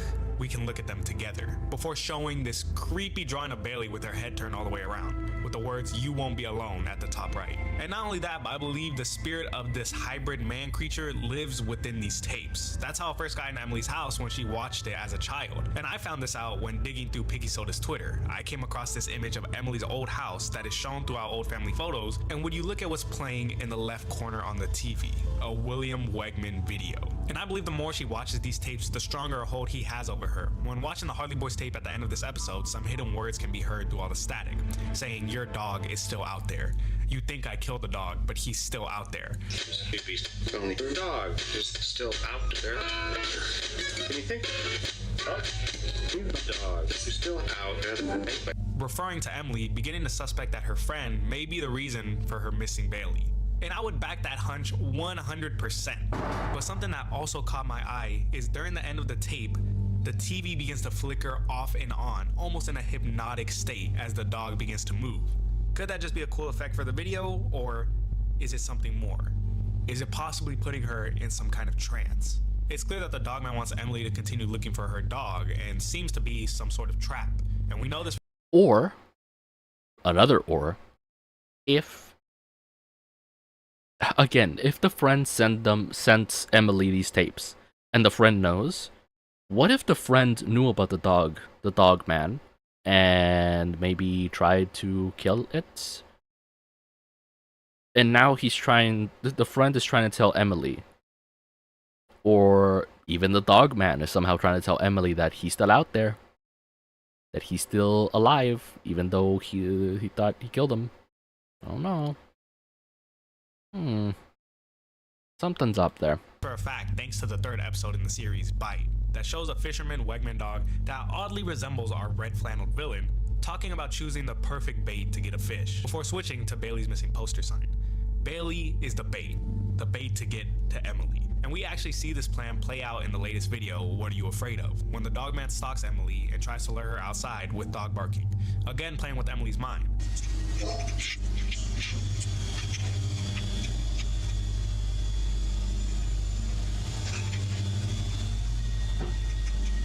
And I still can't believe she really checked. She sees through this and hides away, noting that's not her Bailey. Is anyone else creeped out by now, or is it just me? So now that we know what's going on in the series, there's still one lingering question. What does the creature want with Emily? Well, I truly do believe, as corny as it is, that it's the power of friendship. No, but seriously, Emily seemingly is one of the few people that actually enjoyed watching these tapes. If you look through the comments of any Dog Nightmares video, you will see hundreds of people who were scared and traumatized from seeing these as children. But Emily was different. She not only watches, but collects the tapes. Although it's possibly due to the dogman's control, but we clearly see her befriend him, possibly due to his resemblance of the TV dogs she enjoys watching. And it's clear that he does not like the relationship that Bailey and Emily have grown. So he wants to once again be close with her, and seems to be doing so by trying to impersonate Bailey. But the thing is, he's not the true version. He's a fake, and that's why he's so distorted when— Well, that's somehow worse then, because if this supernatural entity known as Dogman from the Wegman tapes wanted just a friend, how did he find her? How did he find the one person in the entire, I don't know, world at that point that had watched those Wegman tapes, that actually liked watching them, and tracked her down and tried to get into her house? If he really was cursed to look like that and just wanted a friend, it's somehow worse that he was hiding in the shadows all the time. It's terrible. It's the worst, actually. And it's just a lot to consider that this dog man not only found Emily, but was hiding in the dark, and was also jealous of her and Bailey, if Bailey even is a real dog. Whenever we see him pretending to be Bailey. Also alluding to why he can't outright kidnap Emily when he has the ability to get very close to her. Looking back on that line that he speaks from the TV, you think I killed the dog, but he's still out there. That line, of course, is still pushing her to look for Bailey, but also diverts the blame away from him. As if she sees him as a threat, then it could possibly be the end for whatever plans he has cooking up. So let's get a quick recap so we can see where we're at. Emily as a child watched these William Wegman dog tapes and encountered the dogman himself. They became friends, and over time, their relationship soured, or at least separated. As Emily got a new pet and best friend in Bailey, the dogman was left without his friend. Now we don't know what his intentions are with Emily or what he is planning, but he is messing with Emily's brain using tapes, taking down her dog posters, and even talking to her through this journal to get in her mind and get her back to him. Now I know we covered a lot, but there's still so much stuff that I really don't have enough information to make sense of. One major thing in particular being the photo she is seen holding in the first video, and is a recurring element throughout the series. That really is the main thing, right? The photo? Like, this by itself. But if the dogman tried to replace Bailey, why did Mother tell her to move on from looking for it? I don't know. That is a big one. In any kind of input from the parents would have been a big tell as to what the nature of this thing was. In what situation, if we really think about it, in what situation would the mom say, hey, you should move on? Would it be if it's a disgruntled divorce? Would it be if it's a school friend, maybe, that went missing? Like one of the other theories? I don't know when. Not after 6 months. Yeah, she had been looking for 6 months when mom said to move on.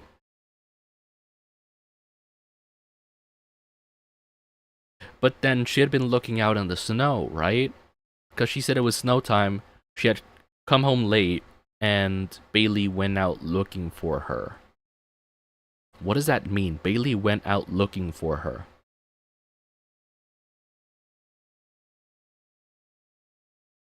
What? Like, that's the only thing I can think of. It's the dog, right? Like an actual dog. Because that's what the note said. I don't know. Lots of questions. Could be that they divorced, the father took the dog, and they didn't tell her. Yeah, because she could have just assumed that Bailey left.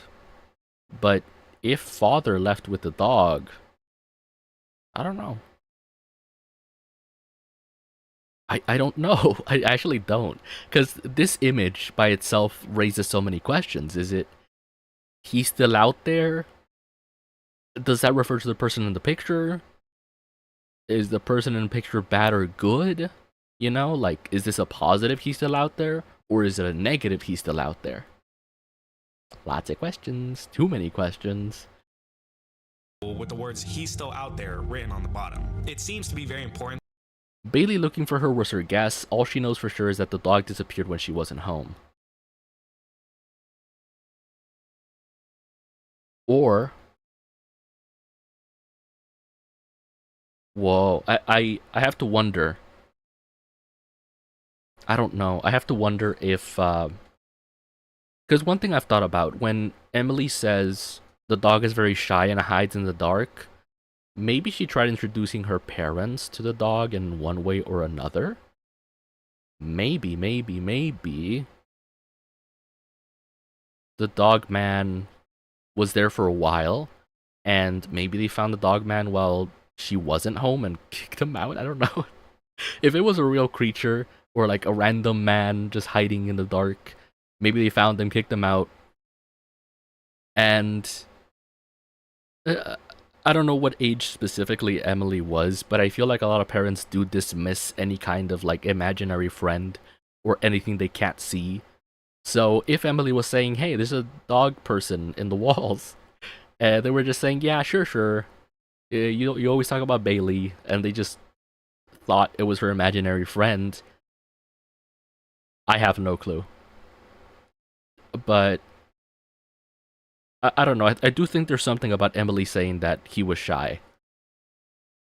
Because that makes me think that she tried showing her parents and they never believed her, kind of thing, you know? To the overall story, but I honestly have no clue what it's referring to. I thought maybe Bailey wasn't really a dog and instead it's whoever this guy is, but that really wouldn't make sense with all the full photos and paintings of Bailey as a dog. Hey, who knows? When more episodes come out, maybe I just might have to revisit the series. Huh, so is it just not complete?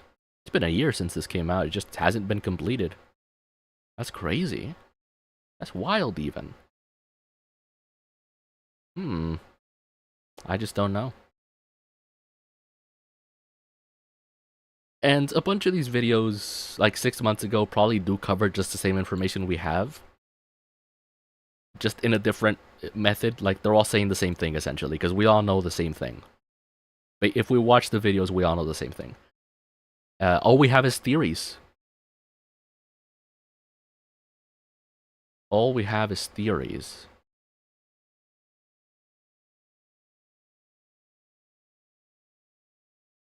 There's lots of these videos. Now that I'm looking, there's lots of these, like, analog horror videos, isn't there? Kind of interesting. Okay, well, hold on. Here's an animated FNAF-esque series. This is also a video in a playlist. Ooh. You sent the Walton files. I think the Walton files I've heard about. The thing about the picture from Twitter was interesting, though. Yes, that's true, because that means the person that's creating these horror films or whatever is still, like, I wouldn't say in the house, but still has access to the original content, the original house. So maybe there's more to come.